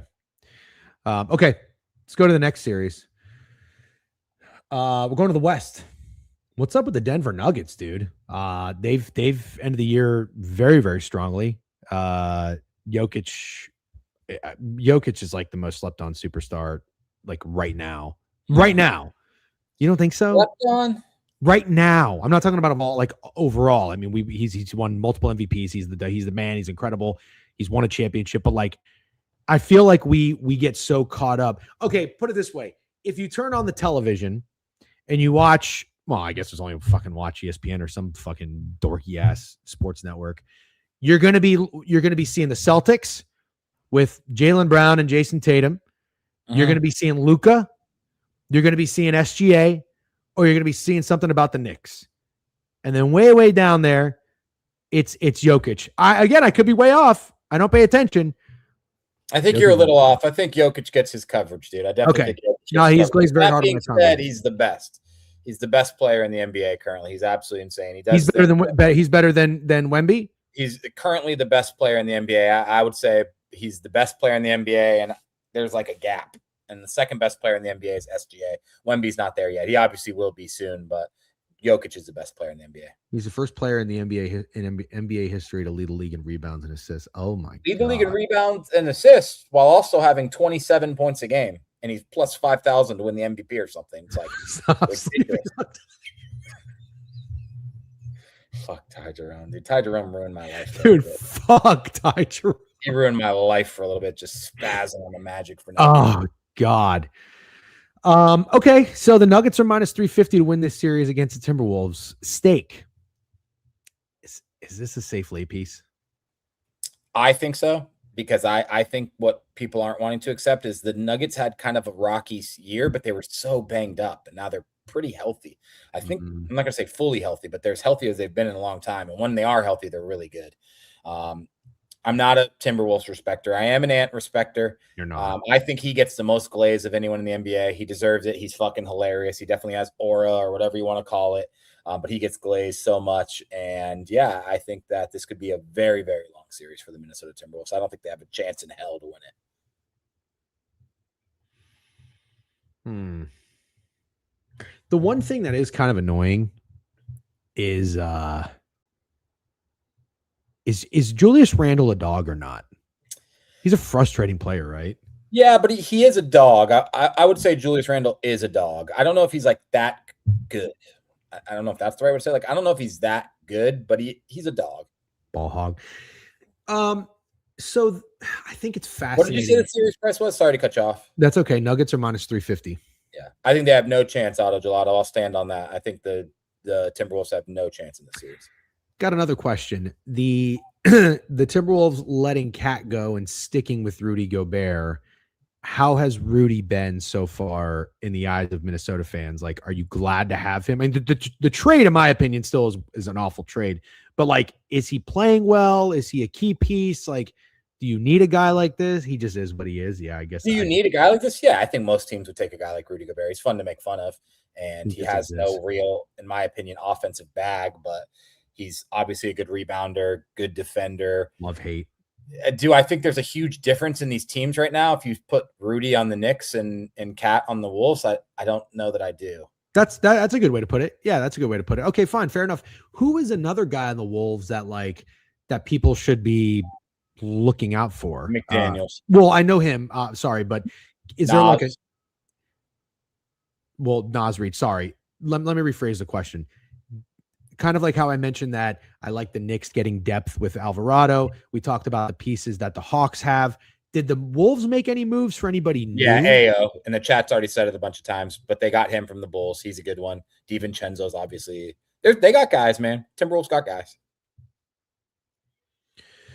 I don't remember when they got Bones Highland, to be honest. Was that at the beginning of the year? I don't remember. Do you think that this series can go 6? I think that is the absolute ceiling, best case scenario for the Minnesota Timberwolves. Okay. All right. Okay, wait. Actually, I have one more question. Do you think the line is short? No. Okay. No. Excuse me. Lakers, Rockets. Rockets are minus 750. Unfortunate that the Lakers are going to be. That sucks. Yeah. So fucking bad. I don't even like the Lakers, and I think that sucks ass. Yeah, I'm right there with you. I don't like the Lakers at all. Obviously, you know how I feel about LeBron, but no Luka and no Reeves, or just no Luka? Seems like it. If it's minus 750 Rockets, neither of those guys can be playing. Dude, I agree, McKiffin. So when you look at this series, you have to ask yourself, are the Lakers going to win a game? And I'll be the one to say it. LeBron ain't getting swept. He ain't going out like that. He'll have one game where he's a fucking turning back time and has a godlike performance. And one of the games, they're not getting swept. He's going to get one. It'll be fucking impressive. And maybe they get their ass kicked in the other 4, but they're going to get one. Well, what I was going to say is, don't you think the Rockets -2.5, so meaning they win 4-1, -115 seems like a little too easy? Yeah, just don't fuck with the Rockets. Yeah. I really do not fuck with the Rockets. I made that really clear at the beginning of the year when they made this trade and everybody was acting like we both they were did. the best team in the West. I just do not fuck with the Rockets. Don't fuck with KD anymore. It's very clear at this point he's not a good teammate. And I just don't think their guys are really guys as much as everyone else thinks they are. And obviously not having Fred VanVleet all year sucks when you need a point guard. But yeah, I'm not a Jabari Smith guy. I am an amen guy for what he is, but yeah, I like him. I'm not a Rockets guy. Is series no dad or daddy? What's really. That? He's no dad or daddy saying Lakers win. Oh, stop it. Yeah. No, remember that I remember the stream when we came on talking about that. We were like, meh, Katie, the Rockets, whatever, and fucking Hovey and Fat Girls and maybe even DC, I don't know, but everybody was shitting on us like, oh, this is exactly what this team needs. They're built so well. They need a pure score. And we were like, Katie's not a great guy to add to your team. He's not a bad teammate. What do you mean? He's blah, blah, blah, blah, this and that and this and that. Listen, the guy's had some incredible performances here. Don't get me wrong, but I kind of think we'll see what happens now after I'm doing this. The Rockets will go on and win the Western Conference, but no, they won't. I'm just letting you know. You don't have to worry about it. Say whatever you want. The Rockets will not win the Western Conference. That's not happening. How has my guy Sengun been? I mean, he's good. I think he's good. It's just, I don't know. They're not the worst. Obviously, they're here. Yeah. I feel like they've been underwhelming. That's how I describe them. Okay. All right. Well, that's it for round 1 of the NBA playoffs. We'll talk a little bit more about this tomorrow and the play-in games. For now, let's go talk about baseball. And let's do a little real quick. I will brought up something because we both had some bangers, not to glaze ourselves, but we both had some bangers. Did you see my tweet? Because I wanted to get your opinion on this. Did you see my tweet about moments, like, doesn't have to be a sports moment even, just moments in history you wish we had Twitter for? Of course I saw your fucking tweet, moron. I wanted to get your take. I want to know something that you thought wasn't said. There's one that I loved that people brought up a bunch of times. The 9/11 is like a pretty obvious one. Well, yeah, that one's too obvious. But, I'll skip over that one. The Sammy Sosa, Mark McGwire home run race would have been epic, I think. Yeah, but that doesn't really play because I'm thinking about like I'm thinking more so of like one thing happening. That was like a journey, that was over the course of the season. Don't get me wrong. It would have been fun, but like, that's just really something you want television for, so you could follow it. Twitter is where you want something to happen and everything explodes. And it's like, people get so creative, whether you fucking glaze someone or whether you shit on someone. And I thought my best one, I think I commented this, Tony Romo fumbling that fucking snap when he was holding it, the field goal. That's an underrated one. Well, what year was that? I think you're flirting with Twitter being around then, just not as popular. Let's see. If it was 09 or 07, you don't get it. Brother. Nobody was on Twitter before. Like, no. You don't get to do that. You don't get to do that. If Twitter was invented in 06, you don't get to pick something in 09. You have to go further back.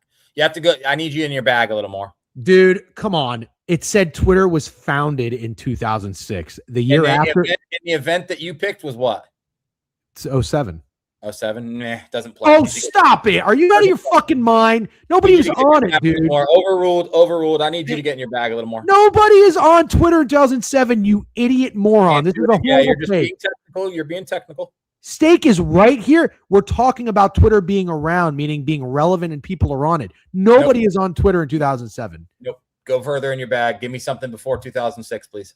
Absolutely horrible. Malice in the Palace, that was my number one. That's actually what made me think about it, is because I saw somebody say, like, not the anniversary of it, but they were like posting it. Dog. Just because you was no. Twitter was around when Tony Romo fumbled the ball. Nobody was on Twitter in 2007. Don't give a fuck. Doesn't count. Next. When was the tuck rule? That was a sneaky one that a couple people said.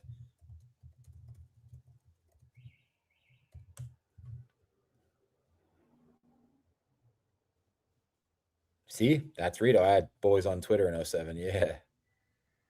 Also true, J-Batch. Thank you. 2007 milestone. Twitter's popularity skyrocketed at South by Southwest, where daily usage jumped to 60,000 tweets. 66,000 tweets a day. That's around. Yeah. Laugh it up. Laugh it up. You can't. I could give you all year, and you wouldn't find anyone on Twitter in 2007. Awful. You guys just found somebody. We just found somebody in the chat. Who? That's Rito. What? That's Rito. Has been on since 2007? Yeah, this is crazy. Twitter was around. Twitter was around, dude. I made the tweet. I said before Twitter was around. Twitter was around during the thing you picked. Pick something else. What the fuck are we doing here? Twitter was around. Pick something before that. The nip slip. Did I not tell you the great fucking one? Yeah, nip slip is a great one. But pick something that wasn't on my list.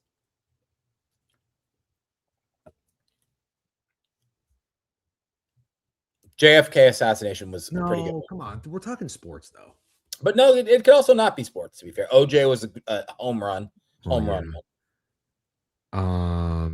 Dale Earnhardt was an underrated one because it was really crazy. Oh, yeah. Yep.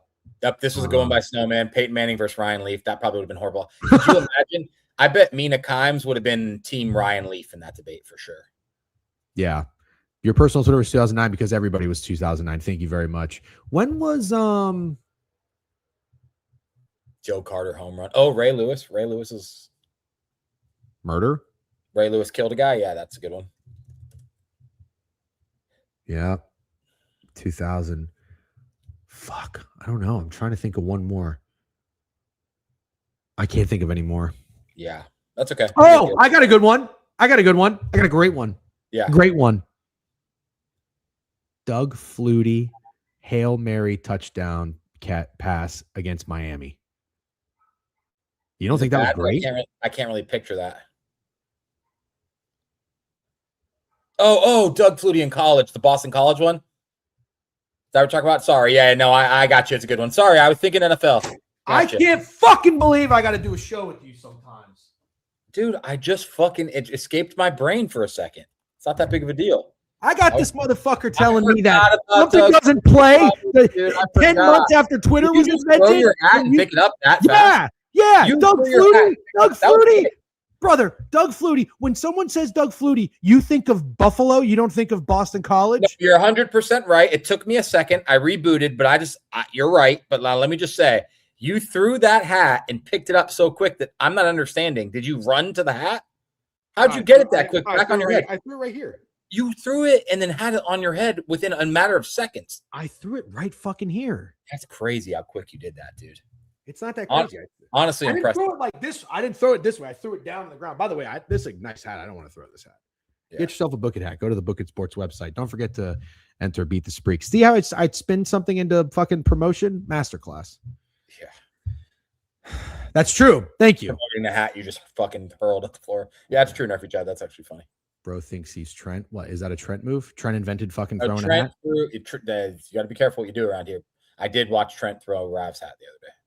Oh, he did. But to be fair, that's probably the first time I've ever thrown my hat. I'm just in shock that I said Doug Flutie and you didn't think of Boston. Like that's just like when you hear Doug Flutie. No, I agree. You're right. Immediately within matter of seconds, I told you were right. You're 100% right. I should have thought of the Doug Flutie Boston College Hail Mary. 100. I just like that my apartment's getting bigger. It went from 300 feet to 500 square feet. You guys you're getting warmer. But let me ask you this. So I don't remember what happened, but Trent takes Rav's hat off and he throws it on the floor. But I think at the time Trent was wearing a hat. Is that a me guy move to take your buddy's hat off and hurl it at the floor when you're wearing your own hat? Yeah, it is, right? It's like you have your own hat, dude. Throw your own hat. That's a weird move. No, you can't do that. I think it happened. Don't quote me, but I'm pretty sure that's exactly how it went down. So they're sitting next to each other. Trent gets upset. He takes Rav's hat and throws it. Yeah, that's what it was. Jalen Brunson. They were trying to put in Jalen Brunson on Prize Picks, and the line went up while they were streaming. Did Rav do something wrong? Rav did nothing. He was just sitting there. Kind of funny. But if you allowed someone to throw your hat, you're definitely a cuck. Yeah, Rav, you should have. What the fuck do you want? Punch him in the face. The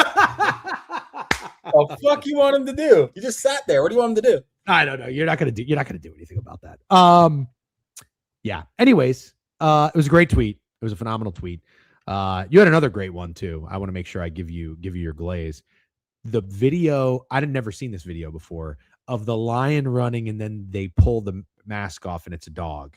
Yeah. Was so good. Obviously, it's AI. I asked that just to confirm. Nobody replied. Got to be AI. But the way you used it was absolutely brilliant. I don't know if anybody had seen the tweet, but go check out Steak's Twitter because it was very good. That was one of my favorites. By the way, my wife, just so you know, my wife, she's like, she actually yells at me. She says, I hate that you got me on Twitter because she's addicted to Twitter. Yeah. And I'm like, I told you for years. She's been a big Instagram person and now she's over Instagram. And then she like kind of got into TikTok and she's on Twitter, bro. Like when she gets into bed and she gets on Twitter, I'm on Twitter all day. Yeah. But she gets in at night and she'll be like, her sleep's fucked up. She's scrolling for hours, but she sends me bangers. She sent me that tweet. The Cam. Oh, really? Yeah. But like, even though you follow people, if you're on your For You, you really just get like the ones that pop. Like that was a very, very good tweet. Yeah. It's funny because my wife is not on Twitter, right? But I took the scratch off tweet I made yesterday and I posted it on my Instagram story. So my wife sent it to me and she said, this is crazy. How many people are going to see this? And I did not have the heart to tell her that it has like 500,000 views telling me that I'm addicted to fucking scratch offs. She's like, you have a problem. Yeah, no, you do. We all have at some point, but in all seriousness, you gotta, you grow up. We were very young too. Whenever we did this, you and I worked at the bar when you were a scratch off king. Also you had like just insane luck. I felt like you would always get it. I was playing bitch ass $5 and $10, never winning anything. You would play at 25 and win 500. No big deal. Yeah. But you went through a dry spell too, for sure. Yeah. Well, I mean, I quit. If I was winning 500, I was giving the clerks 50, and that's why they were really on my side. You know, I'd love to say that they were just doing it for the love of the game, but they were getting paid out. We had a deal. I have a little bit of a hot take. I have a couple. Again, I'm not like a fucking crazy, cuckoo conspiracy theorist, but I love like entertaining them. I like questioning things. And, if you just believe everything you're told, like, I don't know what to tell you, you're kind of a simp. I don't know if I would use that word correctly. I'm probably too old for that word, but anyways, I hate to say this, but I feel like the lottery is one big gigantic scam personally. I don't know if you've ever heard this, I didn't invent this, but I've heard this and it said it's the poor people's tax, which is crazy, about like the actual lottery, but scratch offs. I never really realized that like a lot of people spend their hard earned money on a fuck ton of scratch offs, believing that they will turn the money they made working into more money. Yeah. And I lived in Orlando where when we got the house, I would go to a 7-Eleven to get my Copenhagen, and I would see this guy. He was a landscaper a couple times, and he would have $100 cash, and he would get $10 scratch offs. And like I just never saw this guy cashing in a scratch off. I just always saw him buying it, and I'm just like, man, you got to be damn big. I started doing scratch off streams, and I never won.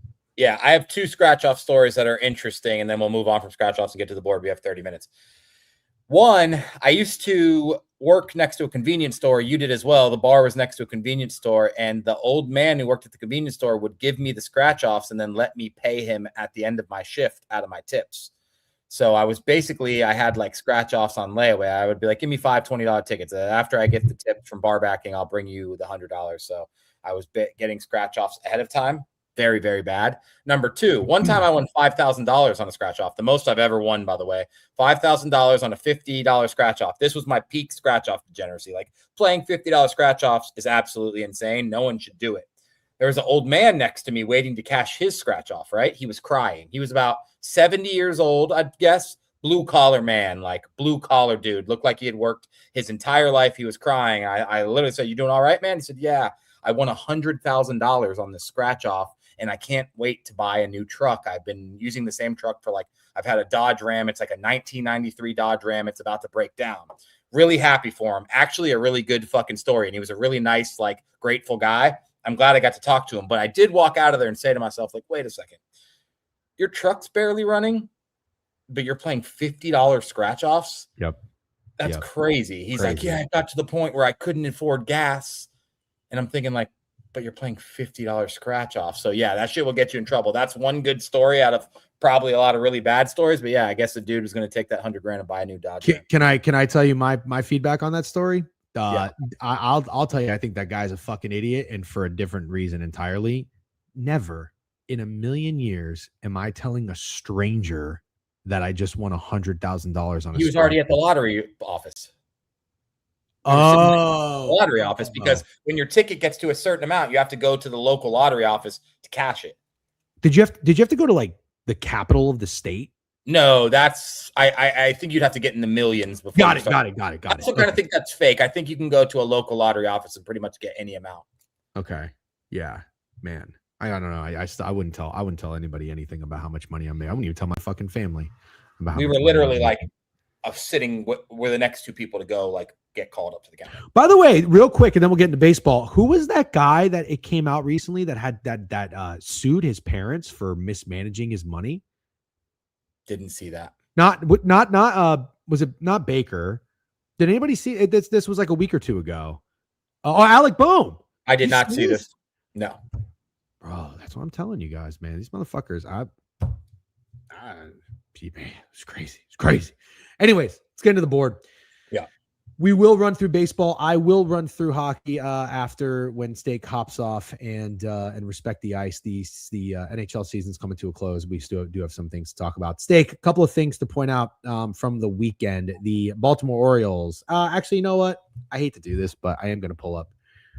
Keep in mind, I have no second screen or anything, so I'm just going off what you tell me here. Yeah, you're good. It's just I know it's going to play something. Here it is. Shut the fuck up. The Phillies lose to the Diamondbacks yesterday, and the Diamondbacks are now 9-7. The Phillies are 7-8. Do the Phillies stink? There's a series that starts today with the Phillies. Who do they play? The Cubs. I'm determining the loser of this series. Stinky. Okay. The Giants beat the Orioles beat the Giants. Congratulations, Raph. Huge win for you. You're now above 500, 8-7. Pete Alonso fucking blows. Goots. What did I say? Raph? Goots. Yeah, sorry. Oh, also, God, I commented something about who the fuck is Basalo. This guy finally does something, and I get 4 fucking Orioles fans retweeting me like, this is who Basalo is. Congratulations. Congratulations. The guy hit a fucking home run in 15 games. Congratulations. This is who. That reminds me of the fucking Taylor Horton Tucker people. You don't know who Taylor Horton Tucker is? Shut up with Basalo. Give me a break with this Basalo guy. Learn some ball. No, Goots, come here real quick. Yeah, I got to ask because unfortunately I have to side with Degen on this. Did you go buy a City Connect jersey and you picked Samuel Basalo? He has a contract. Was your only basis for Gunnar buying Henderson's not have contract. Adley does not have contract. I already have a Pete Alonso jersey. I'm going to buy a player who I know is going to be on the team for the foreseeable future. Oh, yeah. What's wrong with that? Okay, because people with contracts never get like traded or cut or anything. Or they never suck. Well, yes, but using that method, does that not make sense? Obviously, anything can happen. Yeah, using that method, it makes sense. But that is such a funny player. I did not expect that. I already have a Gunnar jersey. I already have an Adley jersey. I wanted something different. Well, I was just going to say, do you just think you have enough jerseys? No, not yet. I need more. Okay. No, I'm cool with you buying as many jerseys as you want. I thought the player choice was funny. And one last question. They had no throwbacks in these. There's no throwbacks. No, I mean, these are the new jerseys, but City they have Connect, throwbacks bro. in the team store. Like I can buy a Brooks Robinson jersey or a Cal jersey, but not throwbacks on the City Connect. No Ripken, nothing. No. We went over that. The City Connects are the City Connects. I was saying that a throwback would He be was cool. asking if they put, I guess, old players on the new jerseys. Oh, is and that the what last you mean? question- Oh, I keep saying last question, but the Orioles are 8-2 without you in attendance, I think, and 0-5 with you in attendance. Opening day, you got to count opening day. They won. I was there. You were there for open. So 1-5. 1-5. Yeah. 1-5. Have you ever considered that if you stop going to games, this is the best team in baseball? I thought about that the other day, sitting in the stands with Krabs and Jovan, but I can't stay away from Camden Yards. Just can't. It's that beautiful. There's been 15 games and you've been to 6 Orioles games and you live in Dallas? Yeah. You're sick in the How about that? fucking head, dude. Sick in the head. Insane. Okay. All right. Well, congratulations, Gooch. Samuel Basalo. Yeah, he hit a home run. That's great. Congratulations, Samuel fucking Basalo. Anyways, the Twins are 9-7. They beat the Blue Jays 8-2. Taj Bradley again. Taj Bradley pitched. Swear to God, I was on the other screen and I thought you threw your hat again. I think he did call him Gooch McKiffin, but he's been a little off with the names today. Fucking stupid ass fucking website. Hold on. I hate this stupid website. Taj. Oh my God. I might cry. 5 innings. 5 hits, 1 earned runs, 7 Ks, 106 pitches against the Jays on the road. Oh man, I miss it. Sorry, I'll stop doing that. The Twins are 9-7, as I mentioned. The Blue Jays are 6-9. The Angels beat the Reds 9-6. Reds fall to 9-7. The Angels are 8-8. The Athletics beat the Mets 1-0. Aaron Savale 2-0 with a 1.72 ERA. The Mets are now 7-9, and they lose a Freddie Peralta start. The Marlins, we talked about this, Steak. I like doing this. We're going to do it again, looking at the series prices. You said the Tigers being minus 235 against anybody to win the series is very telling. They swept the Marlins 8-2. Yeah. Against Sandy Alcantara. They had 12 hits. Tigers get right series. Indeed. The Yankees got swept by the Rays. No big fucking deal there, huh? How about Chandler Simpson batting 411? Somebody told you that they kind of stink. I think the did. Yankees might just stink. You did say that. Also, how about Drew Rasmussen comes back? He's got insane stats right now. I have it bookmarked. I won't pull it up though because we're up against the clock. Your White Sox won their 6th game of the season. Congratulations, 6-10. I can't believe you're really going to bet them every single game. I'm down $50. Leave me alone. You were just down $250. And I won one. That's how it works. That's how math works. You were just down 200. No fucking shit. Then I won $162. Now I'm down 38. Yeah. You got there's a lot of season left. Yeah, there is a lot of season left. I could win. Yeah, you could. Anyways, the Royals fall to 7-9. How about the Nationals? Good one for Krabs here. Maybe I'm wrong about James Wood. James Wood woke up. I saw he hit a bomb. Congratulations. Nationals 7-8. Brewers 8-7. Red Sox 6-9. They get a road win. They're 3-6 on the road. The Cardinals are 8-7. Brian Bayo against my guy Palante. Not his best effort there. The Pirates lose. They're 9-6 against the Cubs. Complete comeback thanks to Carson Kelly's walk-off single. The Cubs are now 7-8. The Rockies are 6-10. The Padres swept them. They are 10-6. Padres, I believe they won 5 in a row after starting 5-6. Yeah, we kind of nailed that too. Steak, you're so far. You said you're going to fade the Astros. They have lost 7 games in a row, I believe. They're 6-10 now. The Mariners win a Logan Gilbert start, first one of the year. He's 1-2 with a 4 ERA. The Rangers beat the Dodgers 8-7. The Rangers, the Dodgers are 11-4. The Guardians are 9-7, and the Braves woke up. They are 10-6. Bibby's 0-2 with a 6.32. Sorry, I don't know why I can't fucking speak. 6.38 ERA.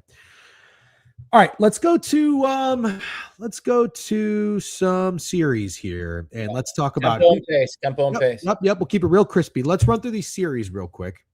The Arizona Diamondbacks are in Baltimore. Baltimore's minus 160 to beat the Diamondbacks. A little steep, I would think there.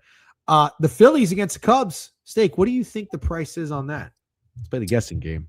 Okay, the price for the Phillies and the Cubs. It's in Philly. I'll say Phillies minus 215. Wow. Minus 225. Great guess.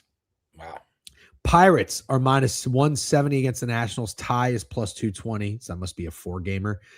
The Yankees and the Angels. The Angels are in New York. The Yankees are minus 160 to win this series. Tie is 2-1. Minnesota at Atlanta. That should be a good one. Twins are scrappy. No, I'm sorry. Marlins. Miami Marlins in Atlanta. Braves are minus 170. Might be a little light. Maybe a bounce back series for the Marlins. Boston at Minnesota. Good series there. Boston's minus 145 against the Twins. The Guardians are minus 125 in St. Louis. That seems a little cheap. Maybe they're getting some respect, St. Louis. The Rangers taking on the Athletics. The Rangers, both teams are a plus price in this one. The tie is favored plus 155. A lot of respect there for the Rangers. Mets at the Dodgers. Dodgers minus 265. The Giants at the Reds. The Reds are minus 140. Royals at the Tigers. Tigers are minus 150. But these games aren't today, right? No, some of these are tomorrow. Okay. Well, let's talk about the games that are today. Oh, I'm sorry. Yeah, you're right. I thought every game was today. That's my bad.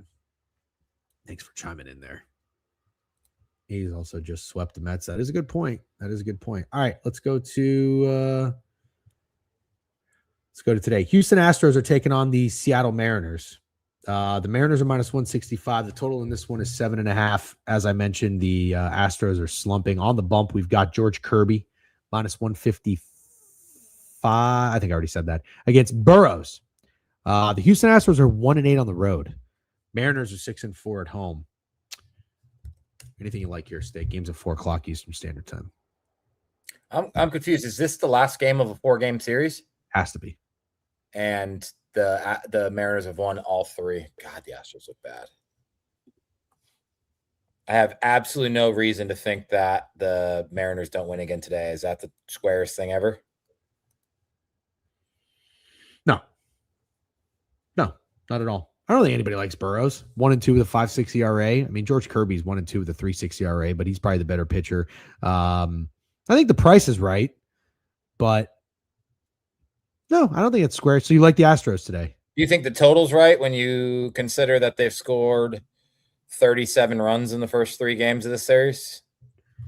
Well, the only reason I think it might be is just because this is a pitcher's park. Let's see if weather's in play. You've got it says dome, so it's closed.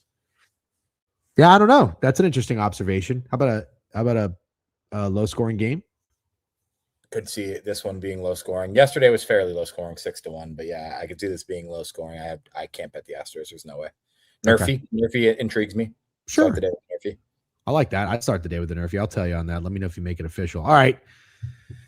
My least favorite pitcher to talk about is on the plate right now. Ryan Nelson, 1-1 with a 4 ERA going against Dean Kremer. I used to call him Creamer. I believe it's Kremer.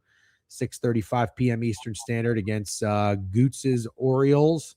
Let's see what Pickett shows here. The Orioles are minus 130. Diamondbacks looking feisty. Total in this one is 8.5. Is Kremer making his debut? Let's see what Roto was. I feel like he is.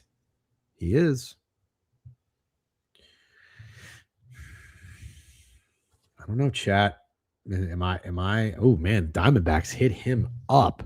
These guys are batting 500, 660, 500, 500. Corbin Carroll, Perdomo, Nolan Arenado, and Vargas have some familiarity against him. Not a ton, but some. They got some success. Anything you like there? Well, do you want to take Basallo to homer? He's system guy. What? Yeah, he's a system I didn't get guy. one system guy yesterday, by the way. I think the system sucked yesterday.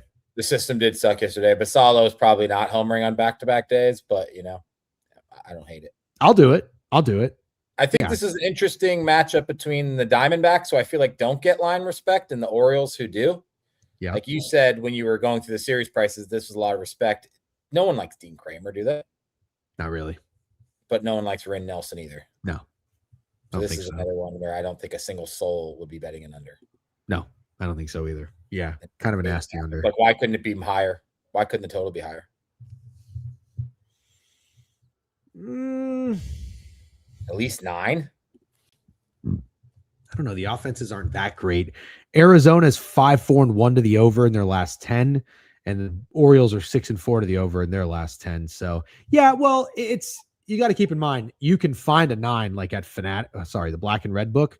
It's 9, but the under is juiced minus 125. Okay, cool. So the under intrigues me here. Basallo homer fits the system. I don't know if he's going to be our guy, but that's all I got. Okay. All right. I'll take Basallo to homer, play a little, get involved with the system. Javier Assad going against the Phillies against our guy, Christopher Sanchez, who's 1-1 with a 1.65 ERA. Assad absolutely shoved against the Rays. Shoved. It was bad. It was real bad. It was tough to watch. I kind of want to take this guy to suck today. I'm not an Assad hater. He's been around for a little bit, 28 years old, up and down. Kind of an adorable looking dude, chubby cheeks.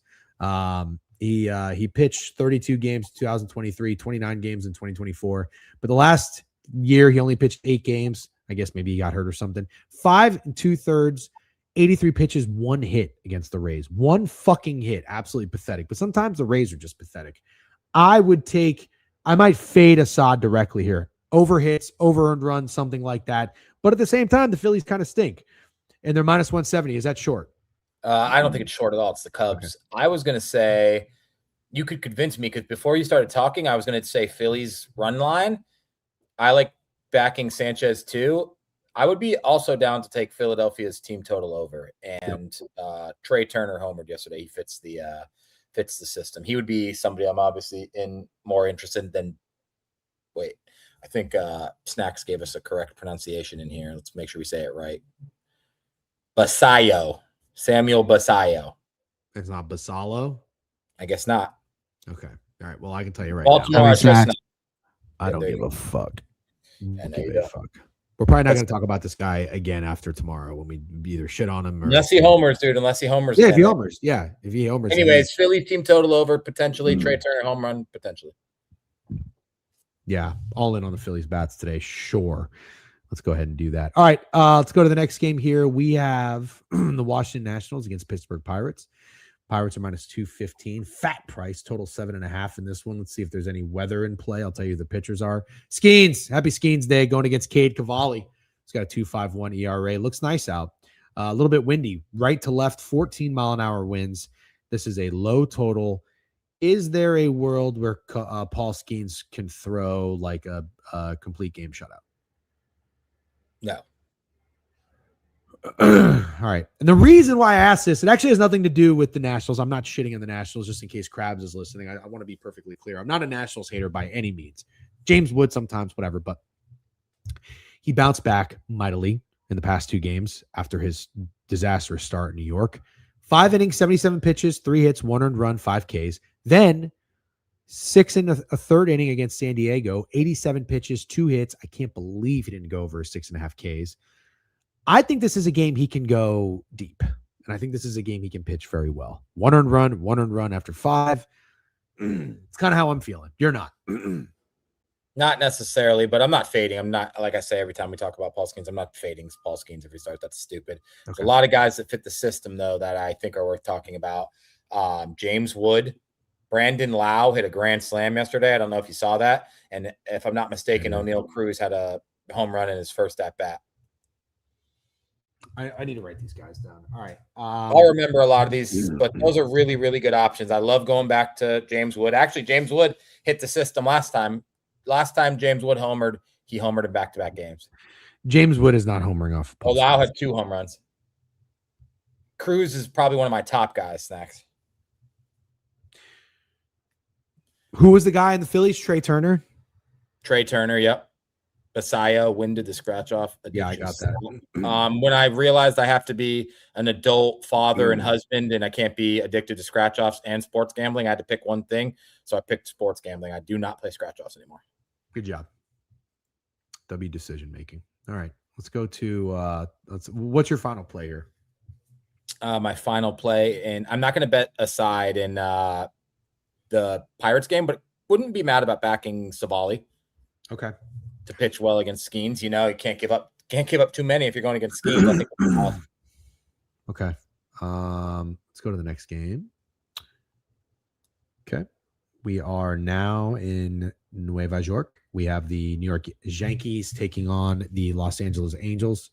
Kikuchi going. Kikuchi not off to a great start. Poor guy. 0-2, 6.75 ERA against Will Warren. 1-0 with a 3 ERA. The Yankees bats are the biggest problem. The pitching has been fine. Will Warren's pretty decent. And I guess the question is, what do you think about the Angels? Are they a team that you respect? I've taken a shot on the Angels here and there to plus price, gotten lucky. I forget who they beat when they were at home. It was a team that were dogs Reds against. or Braves? Braves. That's what it was. Braves. And you told me not to go back, and I didn't. Thank you, because they lost. 8-8 on the year. Given that the Yankees are just coming off of getting swept, I don't want to buy them because that's an obvious bounce back spot. We're trying not to do that. But I do think the Angels at plus 165 look tempting given the Yankees are on this losing streak. Yeah, I mean, their bats have been crazy. The Angels' bats have been crazy. They just went to Great American Ballpark, had 10 runs and 9 runs in their 2 wins. Wow. It to me, and I forget, we said this about one of the series. This has to be I know what series we said about Padres against the Rockies. This feels to me like the series where Yankees win them all. Really? Yeah, kind of. Oh, Judge homered. Did he? Yep. Judge homered yesterday? Yep. He had a 2-run homer. Did not realize. I think Ben Rice homered You would know they too. played the Rays. I'm not going to argue with you. I think Ben Rice homered. We have never hit a Judge home run together, but if you want him in the system, that's fine. Are you out of your fucking mind? Oh, we did one time. Yeah, I remember now. Sorry. Make it show. 9.5. Oh my God. The weather's nice. Somebody said the weather's perfect in New York. I mean, it's a little cloudy for my liking. But anyways, all right. Let's go to Atlanta. Grant Holmes pitching -145. I think this is a little short against Yuri Perez. I think that series price is a little short that we mentioned. Braves -145. The total's 8 in this one with Yuri Perez for the Marlins, 1-1 with a 5 ERA. Grant Holmes, 1-1 with a 2.55 ERA. Good series here. Marlins coming off of getting swept. I don't know. Did the Braves? People were excited about the Marlins before this series, though, man. Yeah, you're right. Perez gets what a bad showing. What a bad showing. Yeah. 3 runs in 3 games. 3 runs in 3 games in Detroit is awful. You know the Marlins, though. You know the Marlins. They are from Miami, and you know what's in Miami. Nice weather. You know what's in Detroit. Not nice weather. It was cold. Fish out of water. Now they get back to at least getting a little bit south, and I think Atlanta's going to have nicer weather. I know it's not a dome, but maybe that they. I'm sure it's beautiful in Atlanta right now, if we're being honest. Braves rocked the Guards last night. Yeah, Braves 13-1. Yeah. Yeah, I like the Marlins today. Pick up what you're putting down. I kind of do too. I like the Marlins bats today. Yeah. It's going to be 8 mile an hour, 81 degrees. Oh, brother. And Grant Holmes. Oh, boy. Grant Holmes. We get lucky here. Did anybody homer yesterday for the Marlins? Dude. Grant Holmes. Yes, they did. Lopez. Otto Lopez. Okay. Grant Holmes is coming off of 6 2/3, 99 pitches, which is the most he's pitched this year. 5 hits, 2 earned runs. He has been great. But listen, 76 pitches, 85 pitches, 99 pitches against the Angels on April 8th. So that's 5 days. So we had 4 full days of rest, 9th, 10th, 11th, 12th. Yep. 99 pitches. I don't think Grant Holmes is built for this. POD over Grant Holmes earned runs. I like the Marlins bats. Might even make it a 2-unit. What do they say on Book It? Whaler. Love it. I'm with you. I'll tell you on this one. All right. POD. Tailing Dawes with a sub. Randope says, I'm here for BTL with a kissy emoji. All right. Happy to have you here. They'll be on at 12:30. I believe they are back today. Sub for 12 months. Happy year anniversary. Okay. Let's go to the next game. I'd take Otto. I would definitely take Otto. Well, unfortunately, the Twins Red Sox should be a great game. Crochet going against Bailey O'Bear, but 68% chance of rain, so we're not going to talk too much about it. But the Red Sox are -160, total is 7. Pretty low. Yeah, it's true. Very true. Got 3 more games. We'll finish strong here. Guardians in St. Louis. I think that Guardian series price is a little short. Kind of makes me like St. Louis. Liberatore 0-0 with a 3.3 ERA. Lefty against Gavin Williams, who looks fucking good. Gavin Williams. I watched him pitch a little bit. God, he looks good. 1-1 with a 2 ERA. I would probably square up and take an under here, but Gavin Williams is coming off of 102 pitches. Before that, he had 89 and 85. 102 pitches against the Royals. 1 hit, 1 earned run, 5 walks, 8 Ks. That's called getting out of it. It's called getting out of trouble. Jordan Walker can't stop homering. Do we get on that? As soon as we start betting him, he's going to stop. Okay, so don't bet Jordan Walker. He's not in the system. Do whatever you want. I'm not. No, I'm talking about the system. Obviously, I'm going to do what I want. I'm taking the Cardinals here. Taking the Cardinals. Cool. I can't fade the Guardians, so I can't support you there, but I understand your reasoning. Yeah, but Jordan Walker homered yesterday for the Guardians. They scored 1 run. I believe it was a Rhys Hoskins homer. Okay. All right. Oh, Rhys Hoskins is on the Guardians? I don't really care for that guy very much. He's fine. Did we lose stake? I think we did. See if he'll come back. I know he'd come back. I don't know what I did. That's okay. Probably. I don't like the way they spell Reese. That's my only. Yeah. It's very annoying. Okay. I got something here in this next game. You ready for it? Yeah. The Rangers are on the road in Oakland, wherever the fuck they play. Sacramento, I don't know. Who knows? Eovaldi's going against Severino. Remember what we said about Eovaldi? He might be a pitcher that just had a nice season, and he's just not going to be the same. But he did bounce back against the Mariners. Pitched great. 6 full innings, 93 pitches, 6 hits, 2 earned runs, 7 Ks. Now he's going against these feisty bats in the Athletics that the Athletics have. The Athletics are feeling themselves. Luis Severino, 0-1 with a 5.4 ERA. Pickett is showing the Rangers minus 120 on the dark green and gold book. Total is 8.5. I like the A's. Incredible that the A's in 3 of their last 4 games have shut out the Yankees and the Mets. Shut out. That's absolutely fucking insane. Really crazy stat. I am against you on this one. I like the Really? Rangers. Yeah, I like the Rangers. These are two of my fade candidate teams coming into the year. So I'm gonna pick one. I'm gonna go with the Rangers. This has to cool down for the A's. If it was the New York Rangers, I would probably take Oakland, but since it's the Texas Rangers, I will take them. Okay. I think today might be the day Shea Langeliers gets back in the home run track.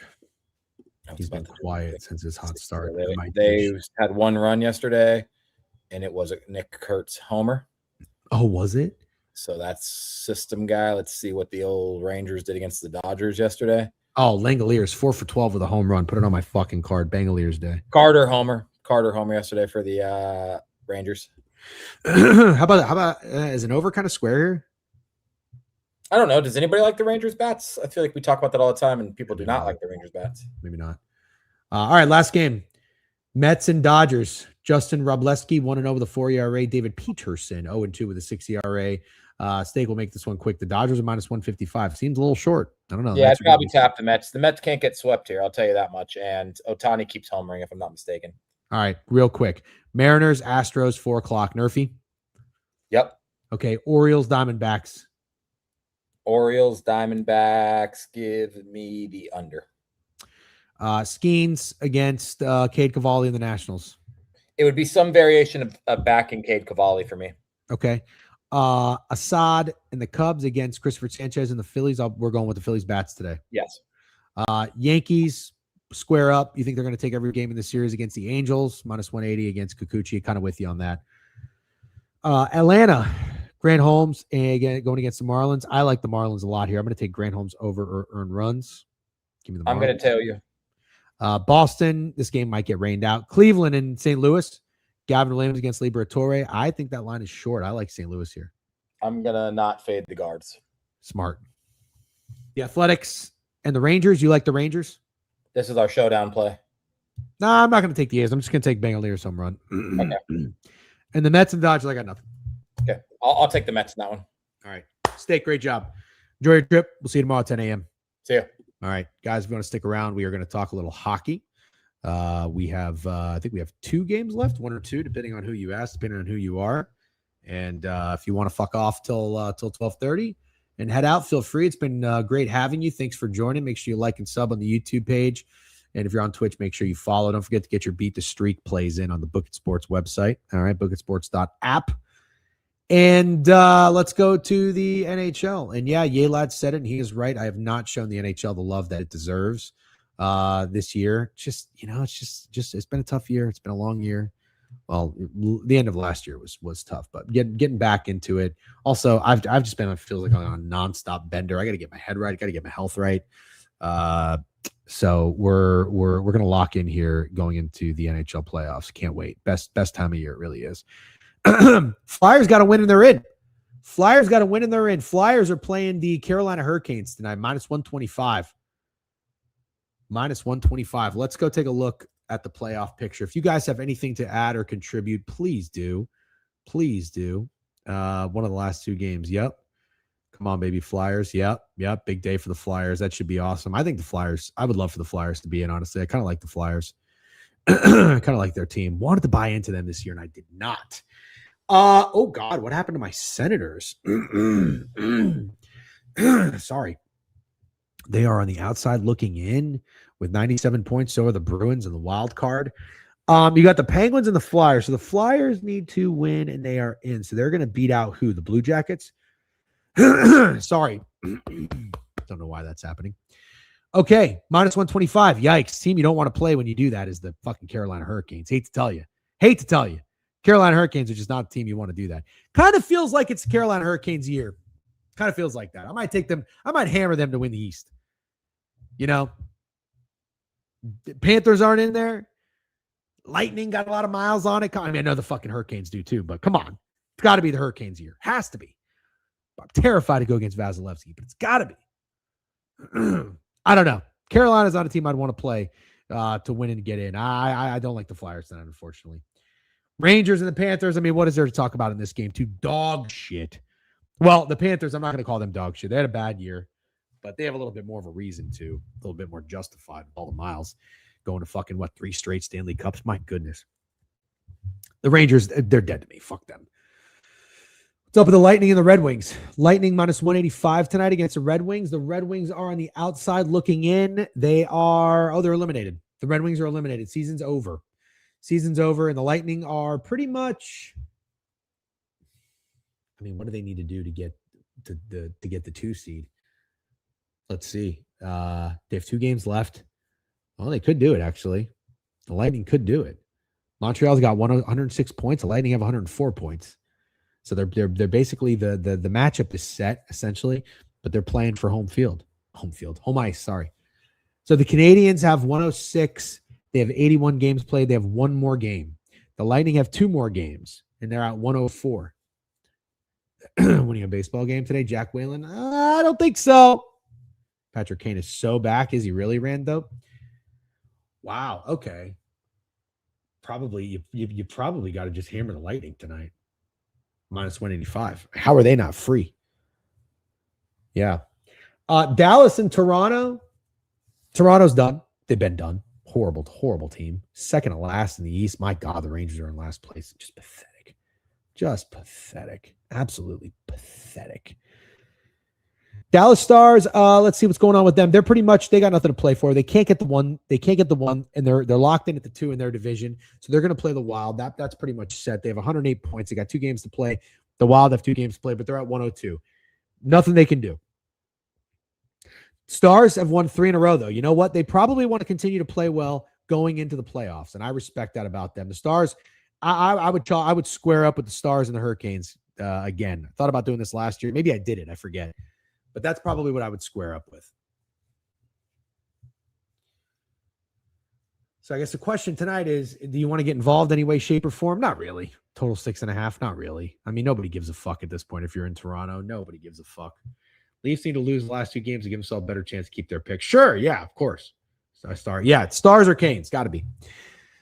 Minnesota and the Wild. Let's see. The Wild are minus 130. What are the Wild up to? The Wild are, I'm sorry, not the Wild. The Blues. Where are these fucking dog shit Blues? Oh, they're eliminated. They are eliminated. So nothing really you want to do here. I mean, the Wild have nothing to play for, right? Are they at risk of losing their spot? Let's see. No, they're not. Nope, they're fine. Okay. Sharks and the Predators. I think the Sharks, are they done? No, they're not officially eliminated, but also kind of.